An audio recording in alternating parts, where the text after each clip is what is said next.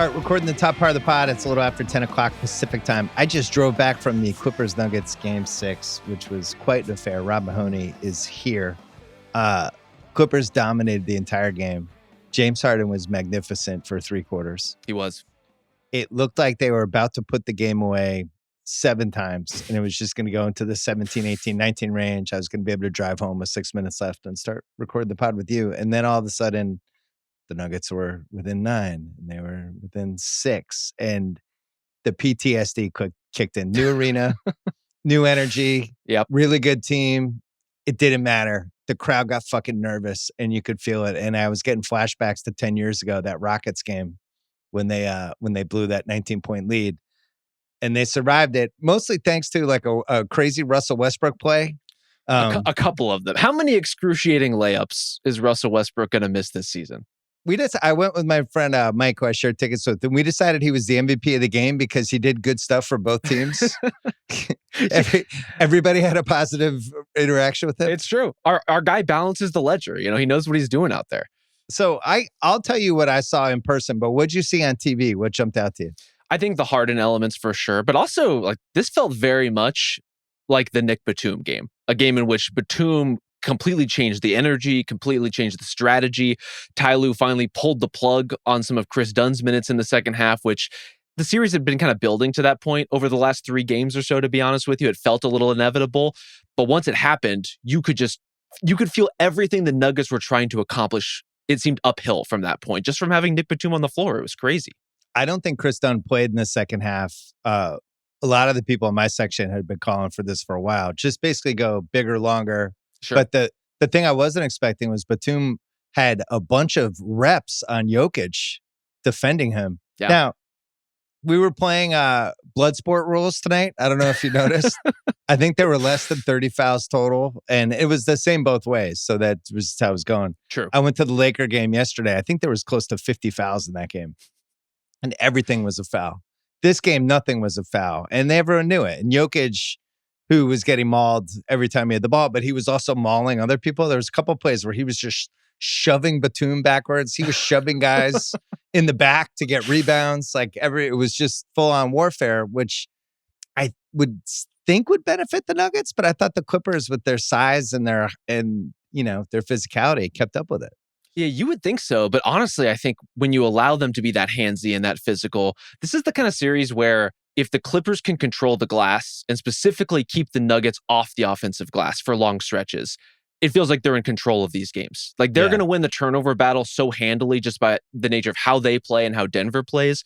If you can keep the Nuggets from clawing back possessions through any other means, you're going to be in pretty good shape to win the game. And so that's one area where the physicality really pays off, not just, battling Jokic to keep him off the offensive glass, but bumping and holding Aaron Gordon, bumping and holding Christian Brown, like bumping and holding Russell Westbrook, frankly.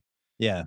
So Harden comes out and you see it immediately where Game 5, he was terrible.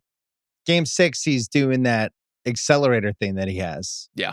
Where it's the herky-jerky, I'm going, I'm stopping, now I'm going again. And he was yo-yoing a bunch of the Nuggets defenders. And so he's playing well, and Kawhi's playing well. Yes. And I think they both ended up with almost 60 points combined. Usually they're pretty hard to beat if both of those guys are going. But you're watching Harden just toasting everybody in the Nuggets. And it's like, why don't you do this more often? And then what you realize is he had about 90 minutes of him. And by the fourth quarter, that acceleration thing, it wasn't there anymore. And Denver had him figured out. A lot of slow possessions, reminiscent of my Celtics. Just a lot of like killing the shot clock so you can get a terrible shot with 3 seconds left, like a corner 3 with a hand in the face. And the Nuggets kind of clawed back. I'm trying to think what to take away big picture, especially after going to 2 of these games. And I really do think the Clippers are slightly better. And I don't think that's going to mean they're going to win the series. It does not. But I would say if it's 3-3 right now, but it's like 3.3 to 2.7. I think the Nuggets have to be super pumped that they have a Game 7 at home, because I don't think they've played that well as a team. They've certainly had their moments, and they've had stretches where they felt really good and felt like they were clicking and playing their style. This game ultimately did not feel that way. Like they're still walking the line in so many respects between Jokic being as aggressive as he needs to be to dominate some of these matchups, and particularly when the zone is out there, when Batum is guarding him, ordinarily when Ben Simmons is guarding him, although now he's kind of out of the series. He's gone. Like R.I.P. R.I.P. Ben Simmons, R.I.P. Chris Dunn, R.I.P. You had a good run. But those are possessions Jokic just has to bulldoze his way and brute force his way into baskets, because ultimately the Clippers are going to play off Russ. If he's out there on the floor, they're going to shrink the floor around him, but take away the passing lanes. And so Jokic is going to have to create tough baskets in crowds in a lot of these situations. And he has to do that against Zoo too. And for all due credit, Zoo came up with some monster stops down the stretch of this game. Game-saving plays on the defensive end with all of that contact we've talked about, but he knew the prescription. Like, he knew what this game allowed, and he played it to a T. Well, it was interesting. It seemed like they were going to bench him down the stretch.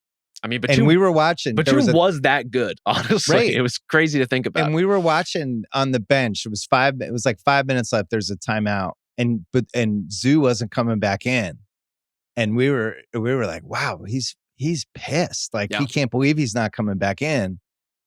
And then I think the Nuggets scored once, and Ty Lue was like, all right, get back in. And then he made some big plays down the stretch. But I think this Batum piece is a really nice wrinkle for them on the road in a Game 7, because a couple things in their favor. One, Denver lost a Game 7 at home last year, right? It was a year ago. Two, they're a 6-man team, maybe 6.5. I've actually kind of enjoyed the DeAndre Jordan just cup of coffee minutes. I think I've actually been pretty effective, but it's a 6.5-man team, and the 6th man is Westbrook, who giveth and taketh every single game. And I do think if Harden and Kawhi play really well, if they stumbled into something or this Batum thing, this is a team that could win on the road. And then you think the other hand, you're trusting James Harden in an elimination Game 7. That's the catch, right? And this is where I struggled to determine down the stretch of this game, in the fourth quarter, as you mentioned, the acceleration wasn't there for Harden, the pace he was playing with, just the downhill determination to blow by whoever was in front of him was not there. Is that because he's James Harden at this age, at this point in his career, and he doesn't always have it all the time through every game? Or was that them playing the clock, basically, and trying to coast out a marginal lead against, a run that like specifically Jokic was pushing the ball up court and they were starting to create some pressure, and were they just trying to drain too much clock? I couldn't quite tell which one was going on, to be honest with you. My take would be he's like a pitcher who could get about 6 innings, maybe 6 2/3. But I thought the fourth quarter, I thought he wore down a little bit. He's making some weird decisions. Like the Nuggets had gotten a stop. I think there was like a minute and a half left. And they inbound the ball, and Harden dribbles right into a double team, and Ty Lue has to burn a timeout. It was like you could see the double team coming 7 miles away, and he just kind of fog-headedly went into it, and right across half court too, like literally the worst place to be double teamed. And he had a couple of those down the stretch where you're thinking, like, is this just an old guy who's feeling the miles of the game, or is this the James Harden stuff we've been watching for his whole career in big spots? Now Kawhi, on the other hand, has come through in a ton of big spots. And I think he had a couple, I got this moments. But really the Clippers, that corner 3, which Dunn couldn't make, I think he was 0 for 3. And then Batum and Derek Jones together, I don't know what they finished with, but I looked at one of the timeouts and they were, I think, 4 for 10. And those 4 threes they hit were the difference basically in the game, right? If they're 2 for 10 or 1 for 10, I think the Nuggets probably pulled this up. The other thing, it was a Michael Porter Jr. milk carton game. It was like, is he out there? Oh no, there he is. It was one of those, and they finally yanked him, and Russ got all his crunch time minutes. It felt like they were trying to get him going in the second half, and you just could see like it was one of his classic no-show games, like in Game 1. He was probably due for one at this point in the series, to be honest with you. But the threes, like, Derek Jones is not going to hit every night in the same way that Chris Dunn won't hit every night and may not even be in the rotation anymore. Batum, I would expect to. But more importantly, I think the possessions that led to those threes and led to so many, I would say, kind of like random Clippers baskets were these like chaotic offensive rebound tipped by Zoo, bounces off 3 guys' hands, goes through a crowd, and ends up with a random Clipper. Those plays can seem really fluky, but when you're the team playing with as much effort as the Clippers are playing with, and you're as engaged and you're flying around the court, like it felt like they were quicker to those balls. In part because they didn't have to push it the other way, so they can fight for it in a different way than the Nuggets can. But I thought they just turned up every single one of those plays that they needed to. And then when you look at the total sum of all of them, that's like a 15-point swing in this game ultimately, right? Like the Russ missed layup coming down on the other end and ending up in a Norm Powell 3, what should have been a 4-point game as a 9-point game. That's it right there. Like Right. the chaos of these games decides them. And there's a real home. I said this Sunday too. There's a real home court with the Clippers that I just can't believe exists. I know. And it's not going to swing a game. Like they lost game 4 at home. It's not like it was deciding the game, but there's a real energy. And when, the crowd really likes Norm Powell. And As when they he should. gets going, as they should. But when he hits a couple, it's like an electric shock for the crowd. Like they're really, really, and that's probably when they get the most excited. And then the other one is Kawhi will have a couple moments. He has those stretches where he just like, he'll hit like 3 shots in a row, or he'll hit like 2 shots and get a steal and block it. And he'll just take over the game for like 3 minutes. And I think the crowd now has a sense for when that's happening. Now, on the flip side, I think Jokic had maybe 18 in the first half and finished with 25, but is just continually terrifying at top of the key, whatever sort of, and they're sending one guy, they're sending 2 guys, Batum's just standing behind him, just whacking him on the side. I always felt like he was going to score. Yeah. So every time he didn't score or they turned the ball over or blocked, it felt like almost a miracle. I think in Denver, I don't know if they're getting some of those mauling calls on Jokic, but. And maybe that's where you don't get some of the Clipper role players delivering in quite the same way. Like when you were saying, the Clippers are so hard to beat when Kawhi and Harden are both clicking at a high level. Obviously true, clearly true. Part of the reason it's true is because then it relieves the pressure. So only one of, say, Norm Powell and Zubats have to be a big time scorer, right? It's taking some of the edge off those guys where they can just kind of fill it role. You go on the road. Let's say Harden and Kawhi play well again, but now all of a sudden, all of the role player shots are tougher. Maybe the threes aren't coming quite so frequently. Like that's one of the trade-offs that just is really, really tough with road play, especially in a Game 7. And we're about to get a Game 7 with 2 of the best postseason performers in modern playoff history, in Kawhi and Jokic in particular. So whatever reservations we may have about Harden or Michael Porter Jr. or whoever else is involved in the series, I'm fucking psyched for it. I can't wait. Well, this was the dream for a bunch of different reasons, especially we would not have had basketball on Saturday. It's true. Group chat depends on that Game 7. How did that shake out that way? There no contingency plans there where we're just not going to have games on Saturday, May 3rd or whatever day that is. That was a thing that was going to happen. So the over-under on that game on FanDuel, I always love Game 7s, and I think this is going to keep going down. I think the over today was 213. The over for Game 7 is 204.5. And I bet that goes under 200. Yeah. Because Game 7's rock fights, tense, slows down. People don't really take chances in the same way. Every single thing is careful. Careful, ugly. You're not getting Derek Jones hitting 4 threes in the corner. You're not getting any of that stuff. And a lot of it will depend on how much they're letting both teams get away with. I think the more they officiate the game, the better that probably is for Denver because of the way Jokic plays. Do you think either of these teams is better than Minnesota from what we've seen for 2 weeks? Great question. Now, the Minnesota thing's interesting because the Lakers just might be this like incredibly flawed team that made Minnesota look really good. They have no center. They don't really have a point guard. They had Luka gets hurt halfway through Game 5 and just can't guard anybody or bounce off anybody. I really thought he was a little compromised. LeBron wore out, I think, after 4 games. And Minnesota might not be as good as they looked last night. If you had to rank the 3, how would you rank them? I think I might put the Clippers as the best of the 3, even still. I think I would too. Yeah. But it's very, very close. And then there's also the question of like, are we talking about head-to-head in a series versus sort of in a more abstract, universal sense? Ceiling upside, yeah. Ceiling upside, I think the Clippers are the most versatile of these teams. I think their defense can be as good as Minnesota's defense can be, but they have some qualities in terms of their half-court offense that feel even a little bit more stable to me and a little less matchup dependent, right? So I think there's just some things with the Clippers that I really, really like. And I love Ty Lue pulling the levers behind all of those things. Like I trust the flexibility of that roster and I trust the people making the decisions, even though one of them is James Harden in a Game 7. Right. Well, and I like how they adjust in a game and in a series, right? They'll try 4, 5, 6 things. They'll change rotations, not in a panicky way. Like, all right, we gave Ben Simmons a whirl and he shot an air ball that went sideways and we're not going to see him anymore now. Yeah. Chris Dunn, they're just begging.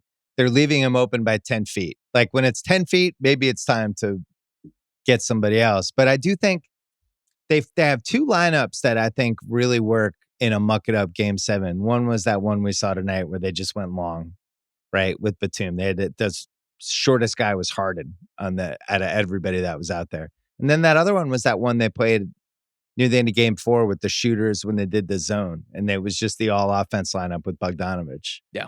And I think they have their typical lineup, but I think they have 2 levers to pull if the game gets weird. Whereas the Nuggets, it's basically like, let's throw in Westbrook and just kind of see what happens. It's like watching somebody light fireworks in their backyard. It's like, just don't try not to hit the house. Please don't stay away from the trees. Yeah, please don't. Just please shoot this up in the air.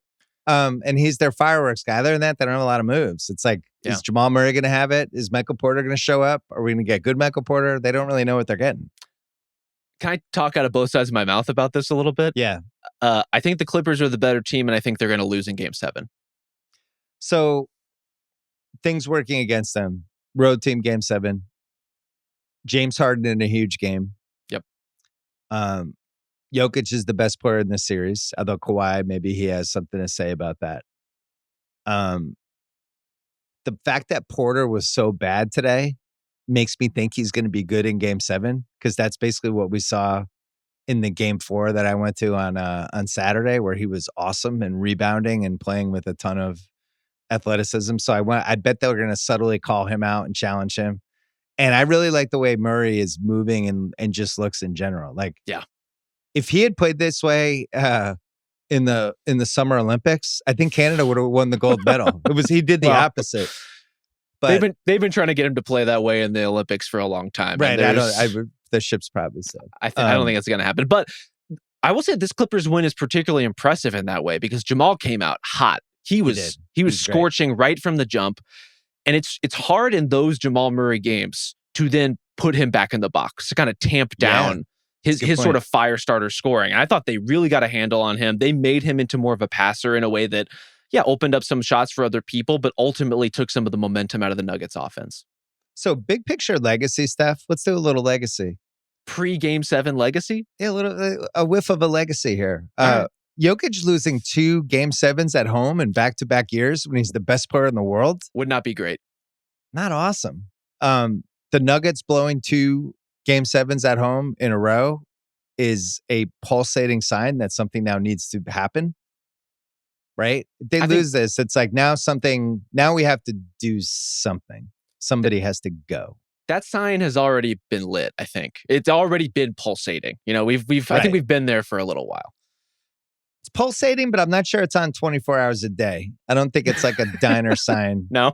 A fluorescent diner sign. But I think it does pop on. But yeah, there's multiple guys I would wonder.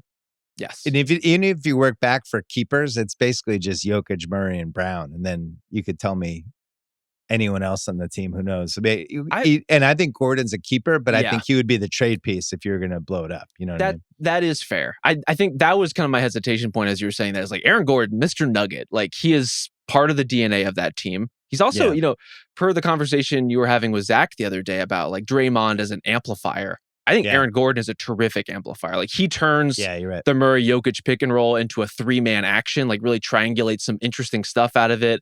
His ability to work the baseline, work out of the dunker spot, but also out of the corners, also kind of turning around like random junk offense is really one of the only reasons the Nuggets are alive in this series at this point. And so like I think they would be very hesitant to trade that away, to say nothing of the world that he gives you on defense in terms of his effort and versatility on that end. So pretty important part of this team. They have 4 keepers. That's a pretty tough team to change, because now we are just in the pure Michael Porter Jr. trade machine era, and no other levers. Zeke Naji?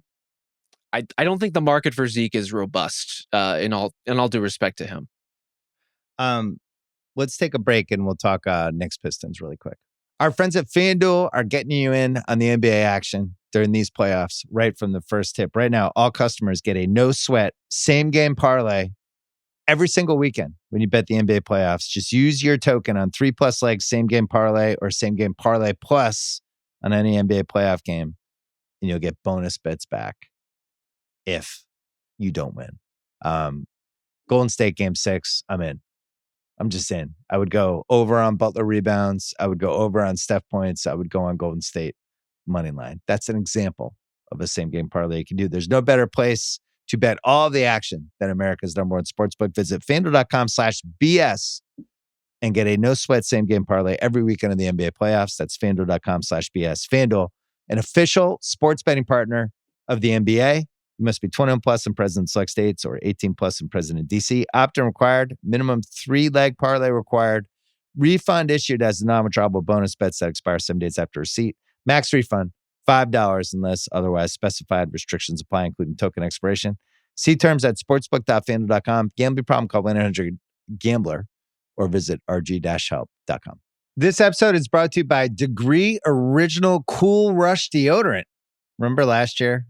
People got really mad when Degree changed their Cool Rush formula. One dude even started a petition. What was up with that guy? Well, guess what? Degree listened.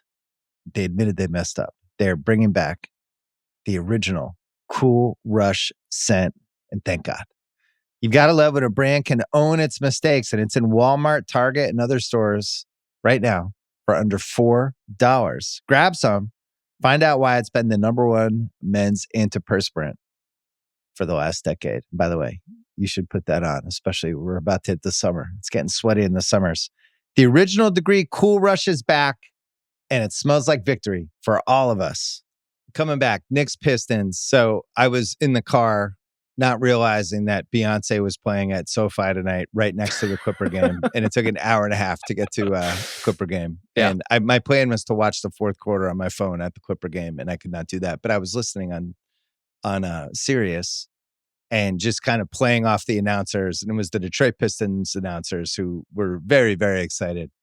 And Jalen Brunson did it again. So what did you see? Because I unfortunately could not watch the game with my eyes. I could hear it. I couldn't watch it. What did you see? Do you feel better or worse about the Knicks after tonight? I mean, better because they won by the skin of their teeth. Better because Jalen Brunson is an amazing crunch time performer. Like the fact that so have you seen that play? I assume you've seen the highlight. Yeah, of the game winner. I saw the highlight. I watched it at halftime. Genuinely unbelievable how much space Jalen Brunson creates off of pure torque and crossover against one of the best perimeter defenders in the league in Asar Thompson, a guy who had been giving him trouble even in a high-scoring night, basically throughout the game when he was allowed to play by JB Bickerstaff. And we can talk about that if you want. I'm just like in awe of the space that Brunson creates. And I think this is what fuels some of the conversation we have about him sometimes about the free throw baiting is when he doesn't do it. And there's no push off on this play at all. Like he creates all of that space on his own, no illegal contact, cans it because he's Jalen Brunson, one of the most clutch players that we have in the league right now. I love watching that guy play. I love watching that guy hoop. And when he's doing it in this way, like he's such an undeniable, charismatic basketball force. And yet, heading into that next round, the Celtics are minus 700 favorites. Well, sure. Now, if I told you before the year, the Celtics and Knicks are going to play in round 2, and the Celtics are going to be 7-1 favorites, I think we would have thought somebody was hurt on the Knicks. Yeah. We would have assumed Towns, Brunson, or Anunoby, one of those three, or maybe even Bridges. But that was not a healthy 5, but it is a healthy 5. I mean, I know Brunson's limping around, but he had 40 tonight. Well, or the other assumption would be that the Cat trade had gone really poorly for some reason, which it hasn't. It's gone mostly quite well. Not so well in this game. I thought this was a game in which it was very much Josh Hart and OG and McHale completely delivered in all of their kind of peripheral capacities, in addition to Jalen Brunson just going balls out as far as like shot creation goes. And then Cat is doing a thing we've seen him do before, where he's sort of floating around and he's weirdly passive and he's not involved in the offense. And then when the ball finally comes his way, he's shooting shots 5 feet behind the 3-point line. And then he fouls out and misses a crucial free throw. It's just like not a great display of Karl Anthony Towns as a basketball experience, especially going into a series against the Celtics where he has to be one of the Knicks' most important players to actually leverage that matchup. And I really like Cat. I find myself as a Cat defender in a lot of debates and conversations. I don't have a lot of faith in his ability to successfully bully and score on and be everything defensively that he needs to be against the Celtics. That matchup does not position him for any kind of success. Yeah, it's a weird one with all the Knicks fans I know, and I'm sure you know a lot of them too. Last year, they were just so delighted by that gritty underdog team that they had, and they just really responded to those guys. And this year, it's a lot of complaining about Tibbs, a lot of wondering, but then also a real love for Brunson. Yeah. And the fact that at least they got to round 2 with those 5 guys healthy, which is, I think, was the number one goal. A team that was built to try to beat Boston, even though Boston spanked them all season. I do not have any Knicks fans in my life who are like, watch out for us. The vibes are real weird right now. Yeah, don't you think? I mean, they, again, barely survived this series. The Pistons had several chances to potentially win it, several chances to, lead and protect the lead. Malik Beasley almost had a look to tie this game at the very end, but kind of like Gary Trent Jr. the ball away at the final second. Yeah. Like, it was Is that a verb now? Gary Trent Jr. did? After that implosion the other day against the Pacers, it unfortunately is. Wrong place, wrong time, but such is life. But I would say, as far as the reason that Celtics optimism and Knicks pessimism exists, in addition to just, not disputing the heart of a champion and kind of the general funkiness that's been going on with New York all year, you could see in this series, it's so clear that the Knicks just do not trust basically anything other than a Jalen Brunson ISO. Like they don't run them consistently enough, maybe a pick and roll if you're lucky, but so much of their offense is geared around Jalen having to create every inch of space against defenders. And now it's a weird one to me, though. I don't really get understand that as a strategy. I get it from the sense that Jalen Brunson's an unbelievable ISO scorer. I don't get it in the sense that you just traded for Karl-Anthony Towns in the offseason. You just traded for Mikal Bridges in the offseason. And some of those guys are good at kind of creating movement within stale sets. But it really doesn't take much of a nudge from the defense to push the Knicks into just ISO repeatedly in a way that is frankly self-destructive. Well, you know who eats that up for breakfast, lunch, and dinner is the Celtics. If you're just going to do the same thing over and over again, they couldn't be more delighted. I mean, Brunson had 33 shots tonight and 8 free throws. Yeah, 33 shots is, for a non-overtime game, is kind of bonkers. And I just don't feel like I have felt it the whole year. I've never felt like it feels like somebody's always losing when somebody else is winning on this team. Yeah. It's like almost like a zero-sum game. Brunson gets 33 shots, so that means Towns has to have a shit game, basically. And again, I need to watch the second half and study what was going on. But 33 shots is that's a crazy number. I know he made 15 of them, but that's not sustainable against Celtics. Celtics have so many guys to throw at him. They're going to be sending 2 guys at him. They're going to be putting taller guys on him. This is one of the Tatum superpowers is he's actually really good at guarding guys. I wouldn't be surprised if they threw Tatum at him. You should. I mean, based on Asar Thompson's success in this game, to the extent that there is a Jalen Brunson blueprint, and this guy just went for 40, like it's not a wildly successful blueprint.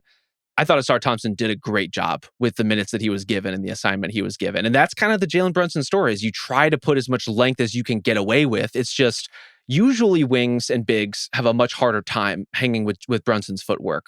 Yeah. Not so for the Celtics. Like they have enough bigger, rangier defenders, and even the guys who are quote unquote small, if Drew Holiday's healthy enough to play consistently in that series, that's a tough matchup. Derek White's a tough matchup. They're all tough matchups. Well, the other thing is, though, Tatum's been just playing so great. And the Knicks built this team together partly to go toe-to-toe with Tatum and Brown. And Brown hasn't been as great, and I don't think he's 100% healthy, but Tatum is at the complete command of his powers at this point. And there's going to be this Anunoby versus Tatum piece, and then Bridges will be the second guy. I'm sure they're going to stagger him so that, there's going to be stretches. Maybe he'll come out earlier in the first quarter and then come back where he's trying to go against some Knicks bench guys. What is your level of satisfaction with the Tatum rise? As I would say, the preeminent author of the "Does Tatum have another gear?" ongoing conversation. Yeah, I feel vindicated and delighted. I just think he's been awesome. And there was somebody wrote a piece about Angry Tatum in that Orlando series, and I totally agree. He had developed this little sneer that he has now. It's like, where'd that come from? You're like the nicest guy. Now you have like a playoff sneer, but the sneer is worth like 3 percentage points in terms of field goal percentage, question. Easily. At least a couple free throw attempts. It's worth its weight in gold. I love his the bully stuff that he does, which is going to be harder to do against this Knicks team. Sure. But they're going to be, I just think they're going to hunt Brunson. This is what the smarter teams who have a lot of options, they're just going to be like, where is he? Let's try to wear him down on this end. They're probably not going to defend them full court, which I think if like Indiana played them, I think Indiana would try to wear them down that way and just basically make them work to dribble the ball up. Detroit did some of that too. But But you'll get some of that with OG just like denying at various or sorry, I'm true. thinking in terms of more Tatum, like I think there's just so many ways that on both sides they can deny the stars and force you to go to your second option. And for the Right. Celtics, there's many avenues from that point. For the Knicks, like you deny Jalen Brunson, you chase him full court, even if that's what they decide to do. There should theoretically be many entry points for this offense. Realistically, and in terms of the way these games play out, they just kind of wait for Jalen Brunson to get open, and sometimes he doesn't. Yeah, that's not, if the Celtics are healthy, that's not going to work. The fear for the Celtic fans is how healthy are we? What's going on with Drew Holiday? Sure. Are they playing it super safe? Or is this a guy who's in his mid 30s now who has a hamstring issue and this is going to bug him the whole time? How bad is Jalen's knee? When's the next Porzingis injury? Like there's, getting the rest and not having to play a game 6 against Orlando, I think was pretty good. If I'm a Knicks fan, I'm really concerned that it was that much of a slugfest, knockdown, drag out, back and forth series with Detroit. And I know that we talked about them a bunch on your pod, on my pod. Like we all respected Detroit. The advanced metrics are very favorable. They turned into be a good regular season team. But they're so limited in a series like that. Like the guys that they had versus the guys the Knicks had, I just don't feel like the series should have been this nail biter for 6 games. And I don't think they should have been able to go in there and win a game 5 at MSG. I don't think this game tonight should have come down to Brunson having to be like heroic. Like the Knicks should just be better than that team. So that's yes. And I think some of it is coach related, which we've talked about on all of our Ringer pods. Like I just don't think Tibbs has a feel for this team. This doesn't feel like a Thibodeau team, in my opinion. I think all of that's true about the Knicks. I just don't want to diminish the fact that the Pistons grabbed those games, like grabbed those wins and nearly grabbed this one. And I think that that's a team that has a lot to be proud of in terms of the way they acclimated themselves to this series, to this dynamic. You're right. They don't have all of the options that the Knicks do. They don't even have, I would say, the highest end experienced playoff shot creation yet. I thought Cade was really, really solid in the series overall. But you can see a bit of a distance between him and Jalen Brunson, right? You can see where Cade still has to go as a young creator, and that's really exciting. And you can see, what Asar Thompson can be. You can see overall for a team that was missing two crucial rotation players, right? Isaiah Stewart barely played in this series. Jaden Ivey did not play in this series. Like that's a huge deal, and I think saps the Pistons ultimately of their hopes of being more dynamic. And then you get into a position where it's like when push comes to shove, like I don't know, Tim Hardaway Jr., like Malik Beasley, like these guys are your kind of security blankets. Tim Hardaway didn't play in the finals last year. He was on a team that made the finals and did not play. And for good and fair reason. And yet in this game, it's like he's essential personnel because of who the Pistons have on their roster. And so that's stuff that will gradually improve over time as they sort of like start to replace some of the archetypes of these supporting players and maybe replace them with, Jaden Ivey coming back and having another great season. Like there's young talent. Ron Holland, who kind of got, I would say, kind of filtered out of the rotation by the end. Maybe he starts to pop in a different way. These are all different in terms of what they're bringing to the table, but I like where the Pistons are headed. Kind of like a stealth Durant team. Wouldn't say he was the favorite, but it's a really interesting one if you're going to try to figure out a Durant destination and that the price gets a little lower, but you just kind of put him in the Tobias Harris spot. I mean, they're not close to winning a title, but you think Tobias Harris for Kevin Durant's a pretty solid upgrade? Well, with like about how many picks would have to be in that. But if they're trying to get picks, if I were the Pistons, I would probably try to do what some of these other teams in that position have done in years past is, hey, it was great. We got our playoff taste. Let's try not to get crazy. Let's do this again. And then maybe 2 years from now, they're probably hoping. The stories are already starting to come out about how the Celtics, this is kind of a last run with the roster they have and expect some trades. I'm not surprised that came out. I'm not surprised people did the math and was like, yeah, this is probably not sustainable. Yeah. The timing of it was a little weird. I was wondering why it became a story when it's been a story all year for anybody who follows the Celtics to any capacity. The roster is going to cost like $250 million extra. Yeah. If they don't like trade some salary. I don't know who it's going to be. So there's a little bit of this last dance run just with this specific group. And it might just be one guy. But Bob Ryan's coming on this pod later, and we were talking about like just what a popular Celtics team this is with the fans, like just a bunch of like dudes. There's no like the one guy like, oh man, that guy drives me crazy. It's like it doesn't really exist. So one last thing with Celtics Knicks. Yeah. You would think there would be all of these great storied battles over the years, and there just hasn't been. I was too young to remember when they played in the 70s. I do remember the 84 series, which was Bernard versus Larry, which was just awesome. Bernard basically beat this awesome Celtics team by himself for 3 games. They beat them in 1990. I think they played maybe in 2013. Yeah, I want to say didn't we get a mellow it was the tail end of the KG Pierce era. Yeah. But for 2 teams that have been in the NBA since it began, that's pretty crazy. It's fucking nuts that they have no playoff because like, oh, what a rivalry. It's like, this really isn't a rivalry, but this is probably the closest the 2 teams have been from a talent standpoint, I would say. Maybe 84. I thought the Celtics were way more talented, but Bernard was maybe the second best player in the league that year. So that it'll be fun to see it. I think it's gonna be a really hard ticket to get in New York. Sure. There'll be some energy behind it. And from an ESPN standpoint, they lost the Lakers. But they get Knicks Celtics? We just moved right to the Knicks, right? We moved right to Knicks content. What happens? I don't know what they do. You don't think Clippers and Nuggets are moving the needle in that way? Well, they'll get 5 more days of LeBron. Yeah. I'm fully expecting from somebody from the Lakers. LeBron is open to re-signing, but wants to make sure Luka is committed to being in shape next year. I'm waiting for that story. I'm on pins and needles. Just sneak that one out. Yeah. I am waiting for the Austin Reeves. If they have to trade Austin Reeves to get a big guy, you saw what happened with Rudy Gobert. We got to do it. I'm waiting for that one. Maybe it'll be trading for Rudy Gobert. Who knows? You just laid out like 4 different news cycles. I think we're good through June, to be honest with you. We're good at least through round 2 with all this. I forgot the will LeBron retire or not. We're going to get that one. He might not. Now he's thinking about it. No, he might. He'll be in the news over and over again. Or we'll get will LeBron accept a minimum salary to go play for a contender? That'll be 2 days. So yeah, ESPN will be fine for probably another 2 weeks because what they're not going to do is talk about can OKC go 16-0 in the playoffs or sure. Well, and meanwhile here on The Ringer, here's another segment about the Boston Celtics. We all have counterpoints. Right. Yeah, it's a great point. But out of all these 4 series, what's the best one? Like, we don't know who's coming out of OKC Denver. It's probably Golden State Minnesota, right? If that becomes the series, just from a star power intrigue standpoint. I mean, that would be a juicy one. I honestly this is maybe an unpopular pick, but I'm actually really excited about Cavs Pacers. I think that's going to be a really fun, really competitive series.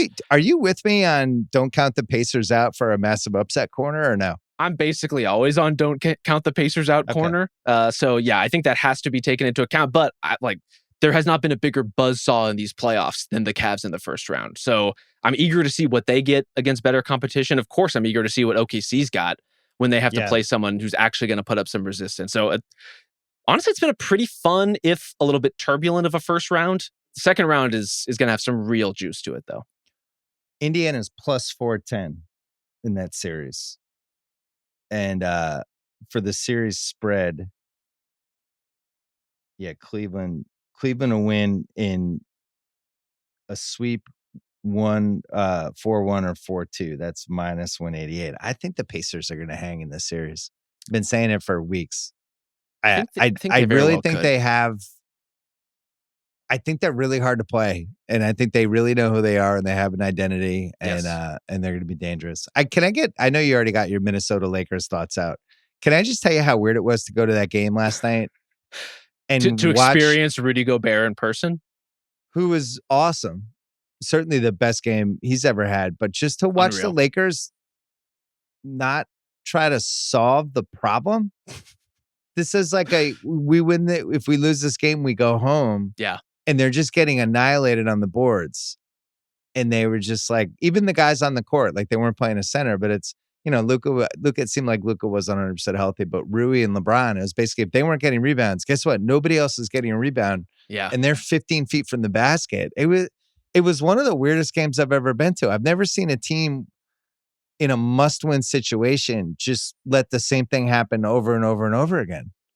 Well, there was the refusal on JJ Redick's part to put, say, Jackson Hayes, whatever big you would prefer on their roster back in the game. Put the corpse of Alex Len in there. At least like he's taking up space. I'm not going to advocate for putting any of those guys in particular. I'm just saying he refused to do it. And yeah, the fact that the players on the court, specifically the forwards, were just like not putting a body on anybody, including Rudy Gobert, but really anybody at all, just standing there as rebounds came down. Like both of those things can't be true. Like one of the sides has to budge. Either you put in bigger players or the kind of bigger wings you have to rebound. But this is the trouble with playing that style.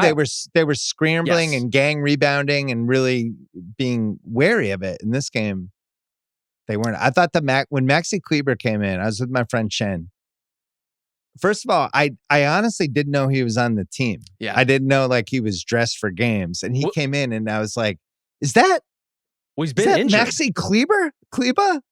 He just came off the medical table, cleared to play, and they're like, yeah, okay, here you go. Here's 5 minutes. See if you can knock down a shot. That Minnesota was like, that's great. Yeah. You knock yourself out over there. We were just like, wow. And he was out there in the second half of the game. Very, very strange. Going back to that Mark Williams trade not going through, but I don't know if it makes a difference. I just feel like that's a bad matchup for them all the way around. Mark Williams thought he made a difference. I don't know if you saw him getting in on the action, which I appreciate, but I don't think he's changing that game. I don't think anybody on their roster, if they had subbed in Alex Len or subbed in Jackson Hayes, I don't think it's materially changing the fact that Rudy Gobert was putting just about everybody who would get close to him in the rim, and nobody would really get close to him by maybe the third quarter at best. Well, it was also like such a massive rollover because Minnesota should have won that game by 35 points. They couldn't make a three. Yeah. All the threes were wide open. All of them. And guys weren't like scrambling. They weren't like, it was such a weird one. And then the way JJ acted in that 48-hour stretch is like, wow, that feels like he's unraveling. I thought the whole thing, now you go into this offseason, it's like LeBron's going to be now officially in his 40s. Yeah. Really the only move is Reeves. That was weird. But for Minnesota,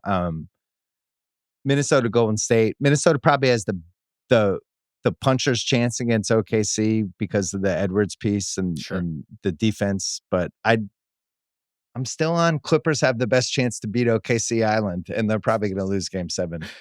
It's weird like that. I think the trouble with Minnesota too, and I'm a believer in the Wolves. How could you not be after the display they just put on? Julius Randle played unreal.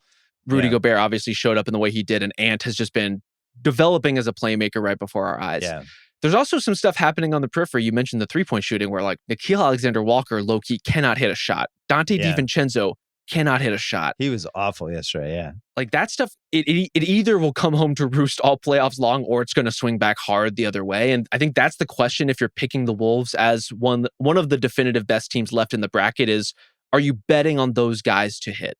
And I think it's realistic given both of their pedigrees to say that they will, but there's a lot riding on them. And Jaden McDaniels also, we should say, being dared to shoot yet again, and he will be again, just by nature of the way that team is built. And he's going to have to knock down some shots in addition to everything else he's doing. Yeah, the one thing I feel like with Minnesota is when McDaniels is good, they feel almost unbeatable. Yeah. And he's finding more ways to be good. Like he's finding more ways to leverage his size, to get inside, to make plays for other people. It's been an awesome Jaden McDaniels. But yesterday, they hung him on a foul with a minute into the game. Yeah. It's like, okay, here we go. Then he had a second foul. I was like, all right, good job. You got him out of the game. And then he had 40 of the 50 fouls that you mentioned. They were calling him on hand checks, which is so fun. Like if he had played he would have loved playing in the game just went to. He would have been clubbing people. I think the last point I'll make on Minnesota, driving home, I was listening to Gobert being interviewed, and they asked him like, hey, Edwards was 0 for 10, 0 for 11. What'd you think of his game? Because he'd still had an impact on the game. And he was like, I don't care if he was 0 for 60. He made all the right plays. And that's all we want him to do is he made the right decisions. The ball didn't go in, but he was still making the right decisions. I thought that was a really good point because I thought last year in the Dallas series, when he got a little discombobulated, then he stopped making the right plays. I always felt like he was doing the right thing or had the right idea most of the time yesterday. He just couldn't make a shot. And that I think is the difference in him last year and this year. I think there was a stretch of maybe 3 or 4 possessions where he settled on threes consecutively when the Wolves really needed baskets. And it was like, right. He's rocking a little bit off the axis here, but then he stabilized. Then they stabilized. Then he's getting Julius Randle involved. He's making this crucial setup to Mike Conley in the corner for a game securing basket. And also, there's also the thing where it's like when your game plan is so clearly to work the offensive glass like hell, the shots he was taking are not necessarily bad shots. Like sometimes his role is to force things so that he doesn't have to call Rudy Gobert up for a high screen so Gobert can stay low and get those rebounds. Like there's some trade-offs involved in that, obviously. And you would love, when he gets an injured Luka one-on-one to see him blow by him. But the Lakers were doing kind of soft doubles all night. They were trying to throw things at him to throw him off balance. And I thought he mostly aced every test. Some occasional blips, but really, really impressive stuff from Ant. Yeah, when you think he's not even in his mid-20s yet, it's pretty good. Well, a lot of good setups. Plus, we got a game 7, Rob. So group chat's going right after, like Sunday morning. Right after the game, I assume on Saturday. We'll see. We'll get it up as soon as we can. I'm excited to hear it. Rob Mahoney, thanks for popping on. Appreciate it. Thanks, Bill. All right, Joanna Robinson is here from The Ringer. We were like basically married to White Lotus for 8 weeks together. That's 8 true. Weeks, yeah. Me, you, and Mallory. Then we did a couple rewatchables. We did Can't Hardly Wait. We had our first fight. A lot of good stuff happened. Right, and then divorce, I guess. Yeah, it was like a trial separation. Yeah. So last year was rough for us with television because we had the writer's strike. They were moving stuff to 2025. And this year has been a pretty great run, especially for like The Ringer and for our pods where we had like White Lotus and Severance and a bunch of different things. And now we're in Last of Us. We have this John Hamm show. We have The Studio. We found out, I don't know if this is common knowledge or not, but The Bear is going to be mid-June now. So there's shit's going down. What's the biggest TV storyline in 2025 to you?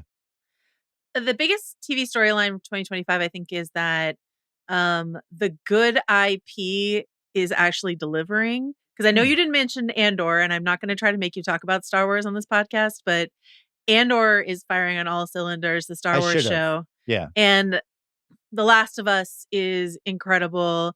And so I think, and Severance delivered on its second season. So I think all the ways in which we're used to watching this stuff drop off in second seasons after like a big first season hasn't really been the case this year so far. And that's been really exciting to know. Well, it also feels like the whole infrastructure of an episode happens. We talk about it. We go backwards. We go forward to the next one. What's going to happen? Oh, new episode. This happened. Yeah. I was really worried the binge model was going to ruin it. And I think it has ruined it in some cases. It has. Like your friends and neighbors could easily you could have put those all up at once and just had me binge them. But for the most part, that week to week structure still works. I know for us with White Lotus, like we got so much content out of it. It was great. It's Apple and HBO and FX are really like holding it down on the week to week front in that way, and Paramount as well. But yeah, in the binge model, I say this all the time, but yeah, if White Lotus had been a binge drop, or if Your Friends and Neighbors, the show that you texted me the other day was making you giddy, was a binge drop, then we wouldn't get to talk about it for as long as we do and dig into it as deeply as we do. The Bear is still a binge drop. That's always confusing to me. I don't know why that's not a week to week. And Andor, once again, to come back to this, but Andor is dropping on 3 episode chunks every week. So it's going to be over in 2 weeks. And that's wild to me for a 12 episode season. So it's mixed bag, but I do think that people are finding more and more that if you want your show to really take root in the conversation with something like White Lotus, when we're all watching together, when we're speculating together, that's the way you really permeate pop culture and the larger conversation. Yeah. Without even the help of IP, White Lotus being sort of like an original concept from Mike White. So, well, there's 3 versions of these shows, right? The first version is like what we went through with White Lotus, what you're doing now with Last of Us. You watch it, you probably watch it a second time. You prepare all your thoughts and takes, and you really got to dive in. Then you wait for the next week, try to anticipate. That's one. The second version of that is probably the same thing, except maybe you don't need to watch it twice, 3 times. Like for me, Landman was like that, where I really look forward to it every week and knew what it was. Then there's that third version. That's a real sweet spot this day and age, which I think Your Friends and Neighbors fits into. Okay, tell me about it. Tell me why this is a third. This is not. This is why I was deeper. giddy. This is deeper than Landman for you? What is it? No. Landman was good at this too. I don't have to completely pay attention the entire time. Okay. I can kind of do something else. Yeah. Somebody might call. I might miss 5 minutes. I'm probably not missing that much. It's a show that knows what it is. I like hanging out for an hour. I wouldn't watch it twice. Yeah. Probably would never watch the season again. I'm enjoying the hang. Yeah. It's like that. It's like this new version, like a hang show. You know what I mean? A good hang show. I love to know that you're somewhat second screening it. I think what's so telling about Your Friends and Neighbors is like we are covering it on the Prestige TV feed, but we're probably only going to drop like 30-minute episodes about it because there isn't like we're not going to go deep into the metaphors of Your Friends and Neighbors. It doesn't have that meat on the bone, but it is fun to talk about. There are great performances in there. It's fun to look at, and it's fun to think about. It's a real like throwback show. We've been comparing it to stuff like Weeds, or Breaking Bad and stuff like that. And so it feels like a really vintage kind of show dropping surprisingly in 2025. Apple's doing all kinds of surprising things. The studio is really, really hitting for me as well. So, well, I want to talk about the studio, but you're right. Your Friends and Neighbors was probably like a 2012 Showtime show. Yeah, exactly. It was definitely a Showtime show. Packaged with The Affair. It's like The Affair at 9:00, and then Your Friends and Neighbors at 10. The Californication sort of era. Yeah, it's got the model of a lot of those type of shows where Ham is the star. It's then you have like the second star who's like, oh, I've always liked them. In this case, Amanda Peet. It's like, oh, great to see her again. Exactly. I'm glad she's still in stuff. But for the most part, it's a cast of, that guys and that ladies and people. You're like, I know this person, but from where? I can't even remember.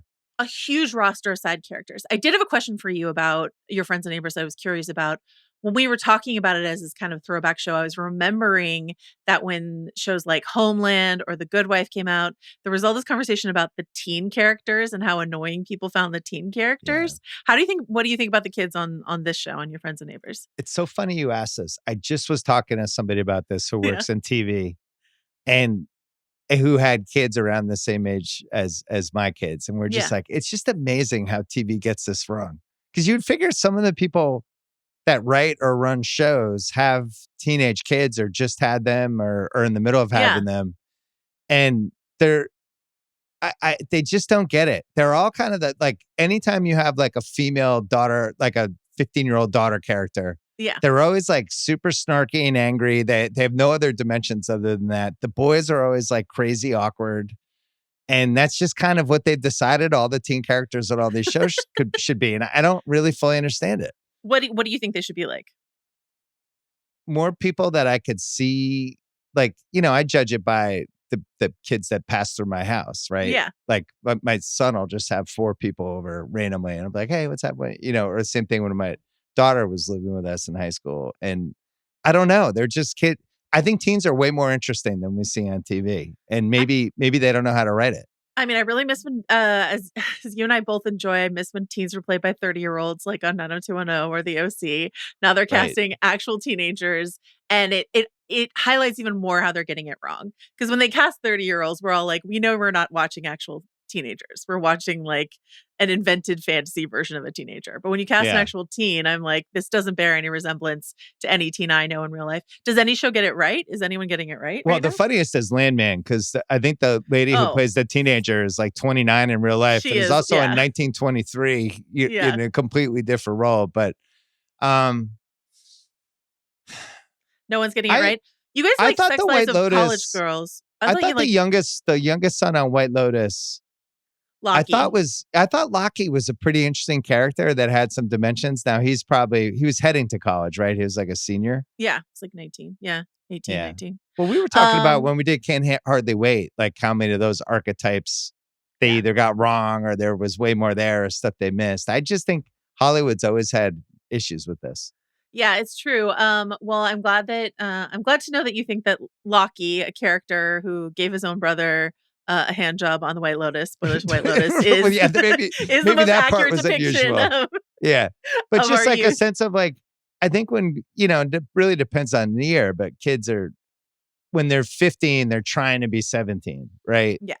when they're 17, they can kind of see 19 and 20 in college and they want to be adults, but they're not there yet. And it's super awkward. And then when they're 19, which is another age that's in these shows a lot, that's when they become irrational confidence adults, like my daughter now, who thinks she knows everything. And, she's like, I know, Dad, I know. And it's like, you don't know anything.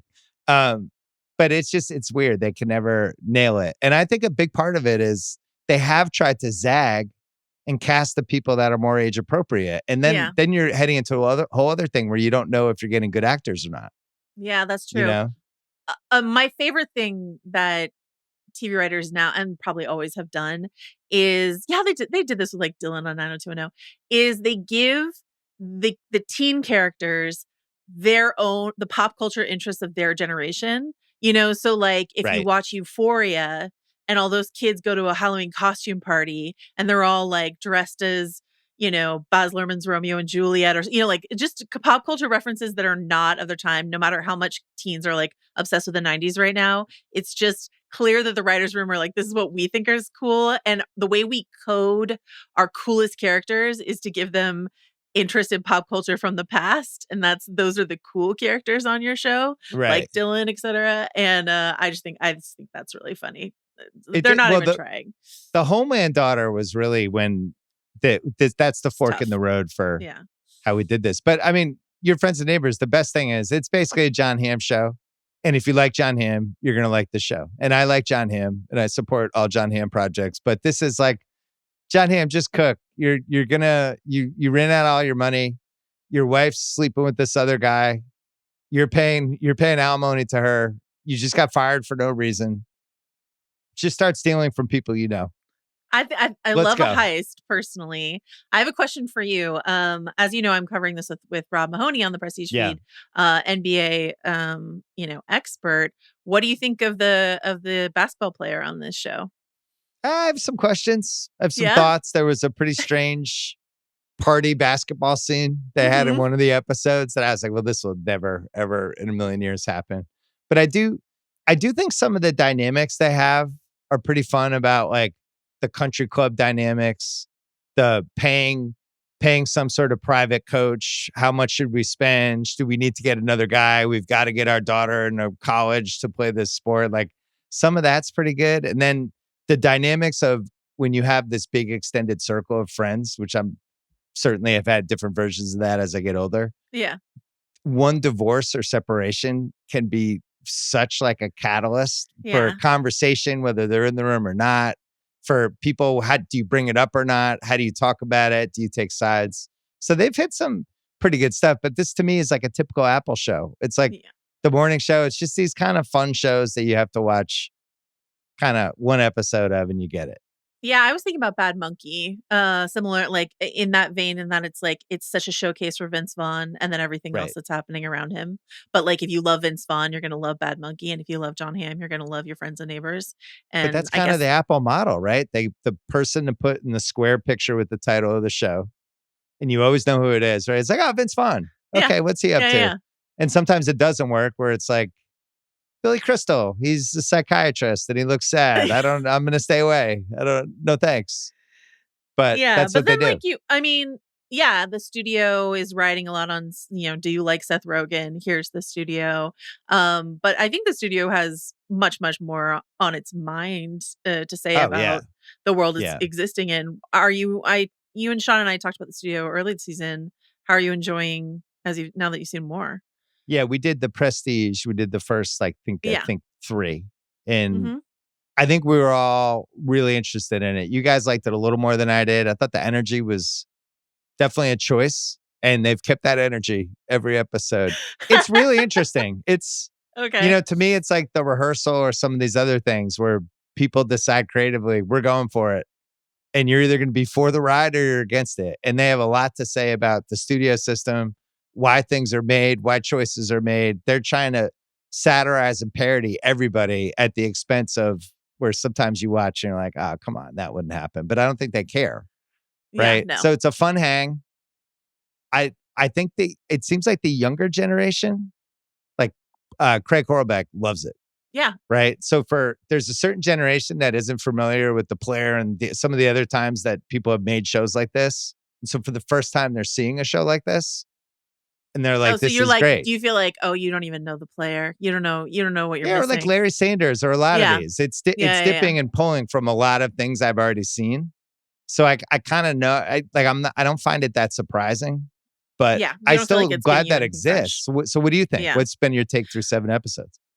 I love it, and there's been moments that I've been really surprised by. Like, I think the biggest moment that surprised me was, it's not an episode that I loved overall, but the fact that they got Olivia Wilde, and Olivia Munn's obviously on Your Friends and Neighbors, Olivia Wilde, to sort of parody herself after having been under such scrutiny for her Right. work as a director.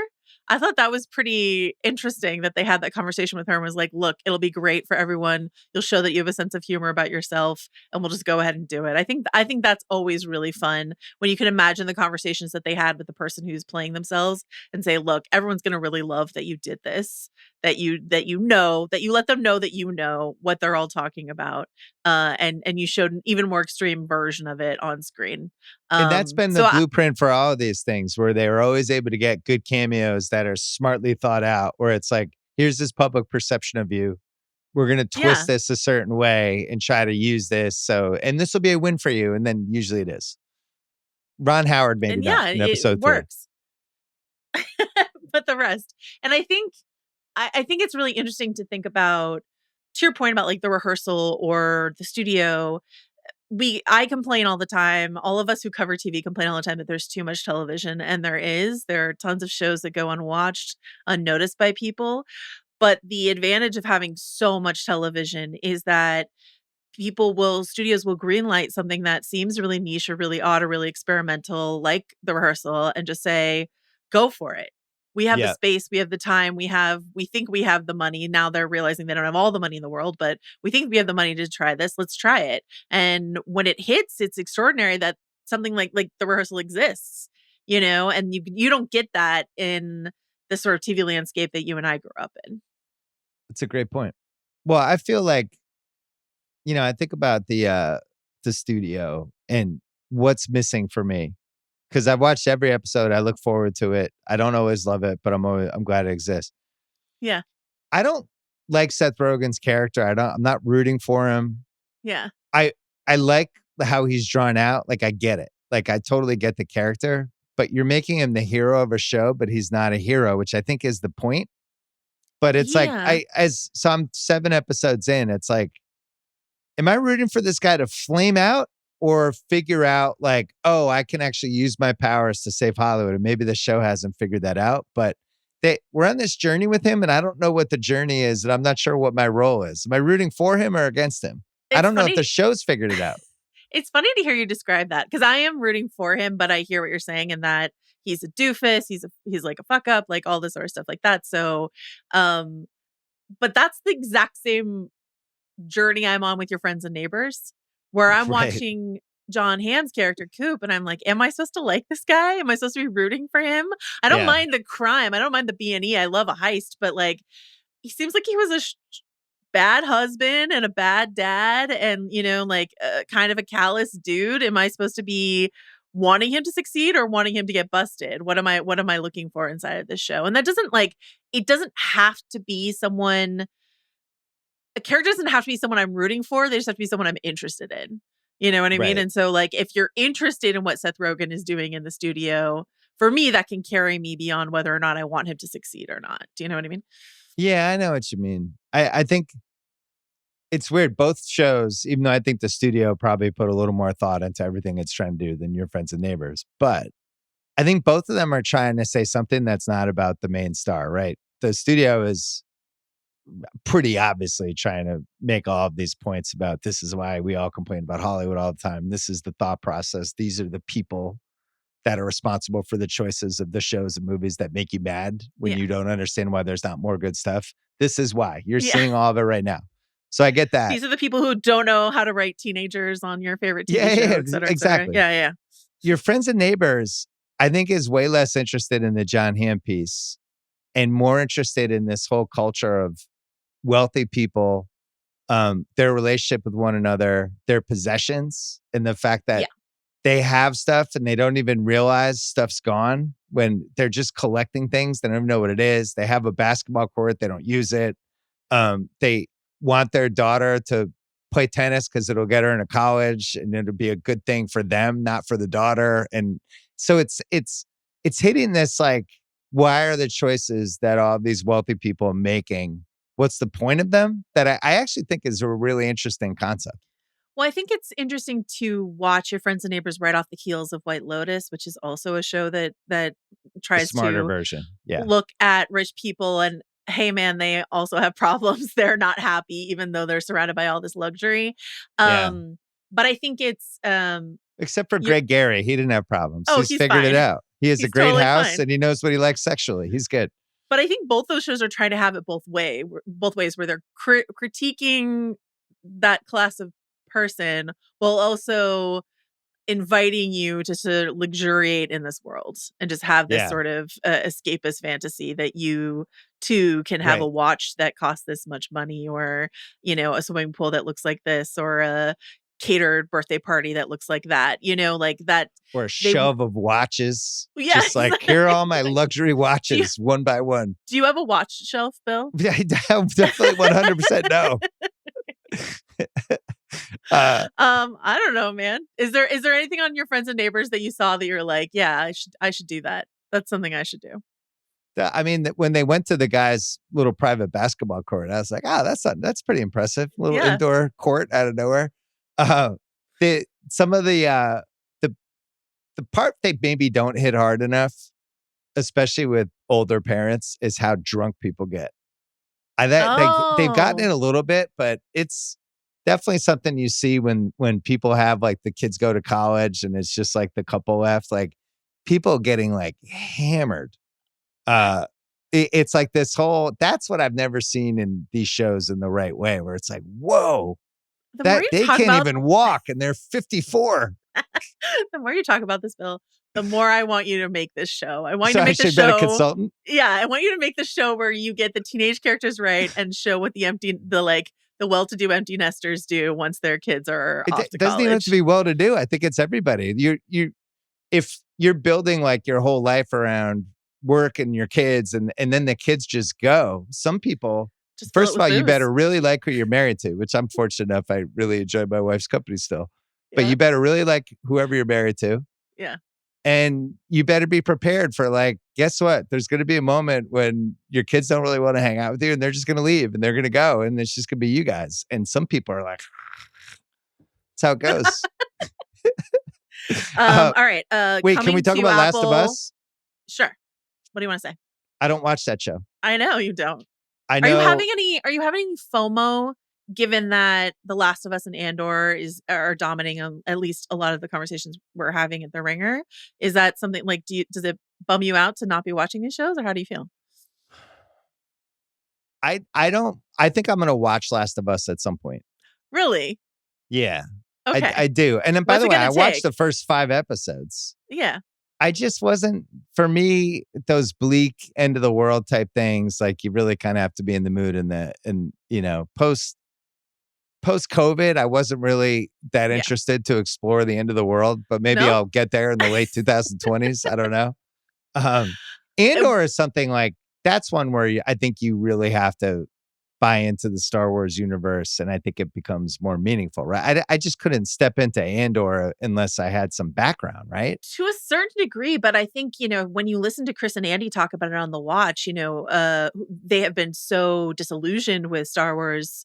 They might have grown up on Star Wars, but they've been so disillusioned with like what is going on in that world.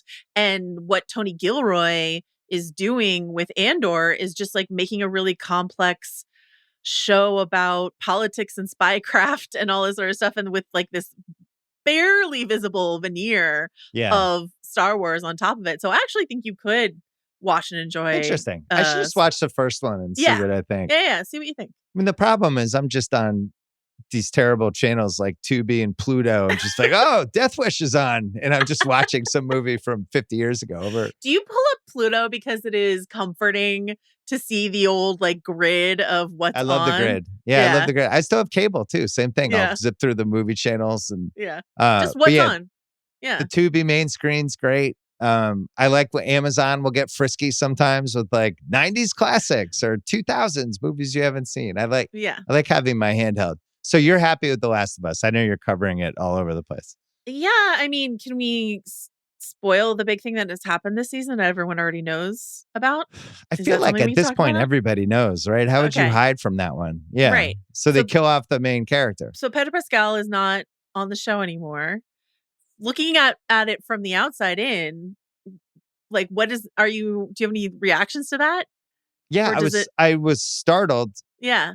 Because they did one of those things that we've gotten used to during the social media era of huge surprise, and you see that those moment on The Last of Us. Yeah. Yeah. So something happened, but then it just was persistent. And then the next day, of course, it's on like Apple News on my phone, like why Pedro Pascal left The Last of Us, and they stayed true to the video game. And so obviously, even me who didn't watch the show knew that he wasn't on. So it stayed true to the video game, right? Or no? Yeah, that happens there was like a first edition of the video game and then a sequel to the video game. And in the sequel, they kill off that character right at the beginning of the game. So they killed him off. And we were all wondering if they would string it along just to keep their star, Pedro Pascal, on the show a little longer, but they killed him in the second episode of the season. But I was just curious if that kind of move is something that makes you want to watch the show more. If you're like, oh, they're doing something as bold as that's interesting. I kind of want to check that kind of storytelling out. Or if you're like, because we've heard seems risky. There's been this interesting. There's been a reaction of, if Pedro Pascal is not on the show, I don't want to watch the show anymore. And I have to say, I got a little bored with that because I've just heard it before. And those people don't ever wind up quitting the shows. I've just heard it for too often that people are like, I'm quitting. I'm never going to watch this show again. We heard it on Game of Thrones every other season. People would say that in reaction to something. And then more and more people watched it every single Walking year. Dead was the best example of that the first couple of years when it was really a water cooler show, and they would kill off a couple of people and be like, what? How? How I'm quitting. I'm never coming back. And then they always do. So I'm just like, it's not, I What's can't the believe, number one? What's the number one? I can't believe they killed that person off characters. It's got to be the guy in Game of Thrones, right? Sean Bean. Sean Bean. Yeah. Just like that, they did that. And everyone who read the books knew it was coming. But for somebody like me, it was like, I thought that was the star of the show. It was like, what? Wait, what? How do you do that? Given your allergy to genre storytelling, Bill, how did you wind up watching Game of Thrones in its very first season? What? Because it was on HBO? I didn't watch it I didn't. I came in late. Okay. And a couple people it was the then Grantland universe. Right. Just hammering me. But it got to the point where it was clearly such a great show and such a phenomenon that it was like, if I like TV, how do I not watch this? It was one of those. Yeah. And I'm trying to decide which, between The Last of Us and Andor, which one I want to sort of steer me toward. Yeah, bug you about for the next 5 years to see if I can get you to watch it. Probably my Andor. Biggest hole. My worst one your worst one is Sopranos. Correct. Clearly, my worst one is probably 6 Feet Under. I've never seen it. Yeah, I've never watched it. That is wild to me. Yeah, it's terrible. It's a bad job by me. No, it's just such a Bill show. I know. It's like a show you would really like. Yeah. Can't explain it. Okay. That's okay. We all have those things. Yeah, that's one that I know I have in my back pocket. I never watched The Shield, which has enraged a couple people in my life, but now I feel like that's probably too dated. No, I mean, and then The Shield, and The Leftovers is the other one that's a miss for me. Yeah, but I like The Leftovers isn't a Bill show, but like Shield and 6 Feet Under. My girl's in it though. Well, yeah, Carrie's in it, but you can see her in other things, right? I know, but I feel like I have to support the Carrie Coon franchise. I was watching flipping channels, and Eagle Eye was on with Shia LaBeouf and Michelle Monaghan. Yeah. Much younger because it came out 20 years ago. And I was like, wow, there's our girl. She's back. I still feel like attachments to all the characters. Although it seems like our guy Walton Goggins is kind of unraveling a little bit. I have a lot of questions, Bill, and no answers for you. Just only people questions. Go on White Lotus and weird shit happens after. They lose their marbles. It's a lot. I don't know. We support Walton Goggins always on this podcast and all podcasts, but I just have some questions about what's happening. I do have some intel. I don't think they're going cold in season 4. What? Yeah. I tried to warn you with this. I don't think Mike White likes cold. He's Okay. anti-cold. Do you know where So, we're going? I don't know where we're going, and I don't think they know where they're going, but I don't think it's But going to be it's cold. somewhere sunny. We Okay. are not going to get the Hot Lotus. Swiss Alps. We're not getting Aspen. We're not getting anything with snow, I don't think. What's the next show this year that you're excited about? What's coming up that you... The Bear. The Bear. Yeah. And how do you what watch else The is Bear? coming? I can't. So here's the thing with The Bear. I can't do more than 2. I think that's how you have to treat it. And I think people who binge, who try to watch like 5 in one night, that's not the show. You can't do it. You're doing the show a disservice. That's not how it was meant to be written, perceived, consumed, anything. But would you do 2 over the course of a week, like Monday through Friday, every night we're watching 2, or do you do 2 and space it out a couple days and 2 more? And No, I'm saying I would watch 2 in a row. Right. But I'm saying like Monday night, 2 episodes, Tuesday night, the next 2 episodes, Wednesday night, sort of like that. Or the problem with binge shows like that, though, is you don't want to be too far behind what everyone's talking about in case you get spoiled or something like that, you know? If I was in charge of FX, I would run one on Sunday night and one on Wednesday night. And I would do a Sunday, Wednesday staggered schedule so people could talk about each one, but then the next one's coming. And I just think that would work better. I told you why they started binge, like The Bear as a binge watch, right? It was to ignite Hulu, wasn't it? No, well, I was told that it was because John Landgraf thought it was like too bleak and that people wouldn't stick with it if it were week to week. So I understand why they dropped the first season as a binge, but once they saw what a hit it was, I will never understand why they keep dropping it as a binge. I think it's just because they think people expect it at this point, but I don't know why you wouldn't just reverse course and own the summer with The Bear, which you could easily do. So I could tell you this, it would have been great for Grantland, and it would have been great for The Ringer, and it would have been great for any content company I'll ever be involved with. Yeah, think of the content. On The Watch, a great podcast on your network. Chris and Andy interviewed Tony Gilroy about Andor, and he was talking about the release schedule, and he was saying, dropping 3 episodes a week. He's like, I kind of like it. It's like a little movie every week. Right. You know, so people can watch it. He was like, I do worry about the podcasters. And he sounded actually genuine. He was like, it's a lot for the podcasters to try to cover. And I was like, thanks, Tony Gilroy, for thinking about us. Well, Stranger Things was the other one that just Yeah. doesn't care. And that's coming too, I think, this summer, right? Yeah. I think like midsummer, July, something like that. Yeah. The one I'm the most excited about, and God knows when it'll ever finish, and it probably won't be 25, is when they figure out Euphoria, especially if they do the moving the characters forward by 5 years gimmick, which it sounds like they did. Yeah. I've always wanted somebody to do that. I think, what did like Dawson's Creek do that, or some One Tree Hill, one of those shows that advanced sounds like out, the One characters Tree got Hill old move. and they just said fuck it and moved everybody forward. Yeah. That sounds like a One Tree Hill move. Dawson's never did that. We had to suffer through all the years of college. Well, at the finale of Dawson's, they did a time hump. The best time hump of all time is Mallory's favorite moment in the history of television, which was the end of the affair with old Dominic West. with the old age makeup. She's never been more delighted about anything that's ever happened. I genuinely think you two think the affair is one of the greatest things that's ever happened on television. It's one of our bonds. The first season, I would stand by the lore of everything behind the scenes of the show. Yeah. That would be the greatest oral history, no pun intended, I think, that's ever been written about a TV show. I still don't really know what happened. Euphoria would be a pretty good one too. But I love that Mallory's not here and you're just sort of like filling in for her. I appreciate you I'm bringing that energy. Just taking some of her takes. I know she would appreciate it too. That energy. What show are you the most excited about in 25 that hasn't come out yet?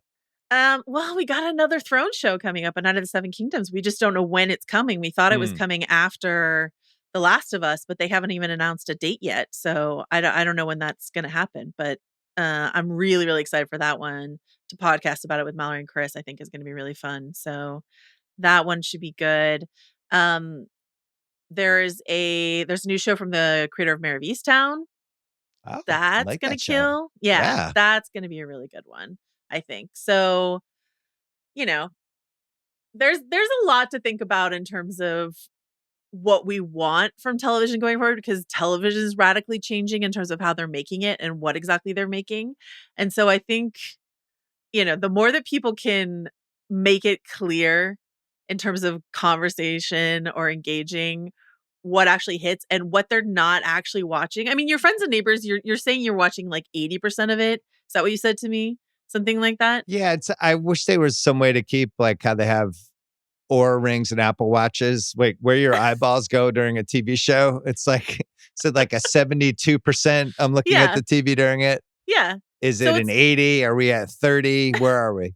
So that's a hang show for you. That's just sort of like a background watching show for you. But with White Lotus, you were sat and you were taking notes and you were ready for it. You know In what I mean? 1923, which I really, really, really enjoyed, Yeah. and is a big show for me and my wife. Like there's very few shows we equally like the same Yeah. percentage, and that White Lotus was another one. But 1923 seems like it's a hang show, but you actually you're popping your head up a lot on that one. What There's did a you lot going on, and I thought the actors were really good on this season. I thought the wife character who is trying to get back with her husband. Oh yeah. That guy And she's great. She was excellent. I thought she She's- was an excellent actress. She's great. What do you think of the rumors that the guy who plays her husband, Brendan Skinner, that he might be Batman? What do you think of that rumor? Would you like it? Interesting. I know he has some Sydney Sweeney movie coming, right? Like he's in a movie with the lady from White Lotus that I think already might have come out. The girl from season 2. That one I think already came out. Yeah. So I think they're trying to make him a thing. Him as Batman, though, I don't know. I mean, the one thing with him is I do feel like he's winning fights on 1923. It's like, don't fuck with it. Like he has that kind of energy to him that I think works. He threw that one guy overboard. So, I mean, I think that would be really interesting. Two other shows we didn't mention before we go. Paradise was totally watchable. I thought that was probably a 72, so maybe a 67 on my eyeball scale. Yeah. I definitely could go on eBay and look for stuff and just pop up. And then I didn't watch it. I'm going to, but The Pit, I think was the unexpected surprise hit of the year, right? Yeah, but The Pit is not Paradise background watchable. You're locked into The Pit. Yeah. Yeah. I think The Pit is definitely I think Andor, just for what I like, is the #1 show of the year for me. Yeah. And it's just operating on a different level altogether. But The Pit, in terms of similar to Your Friends and Neighbors, it feels like a show from a different era.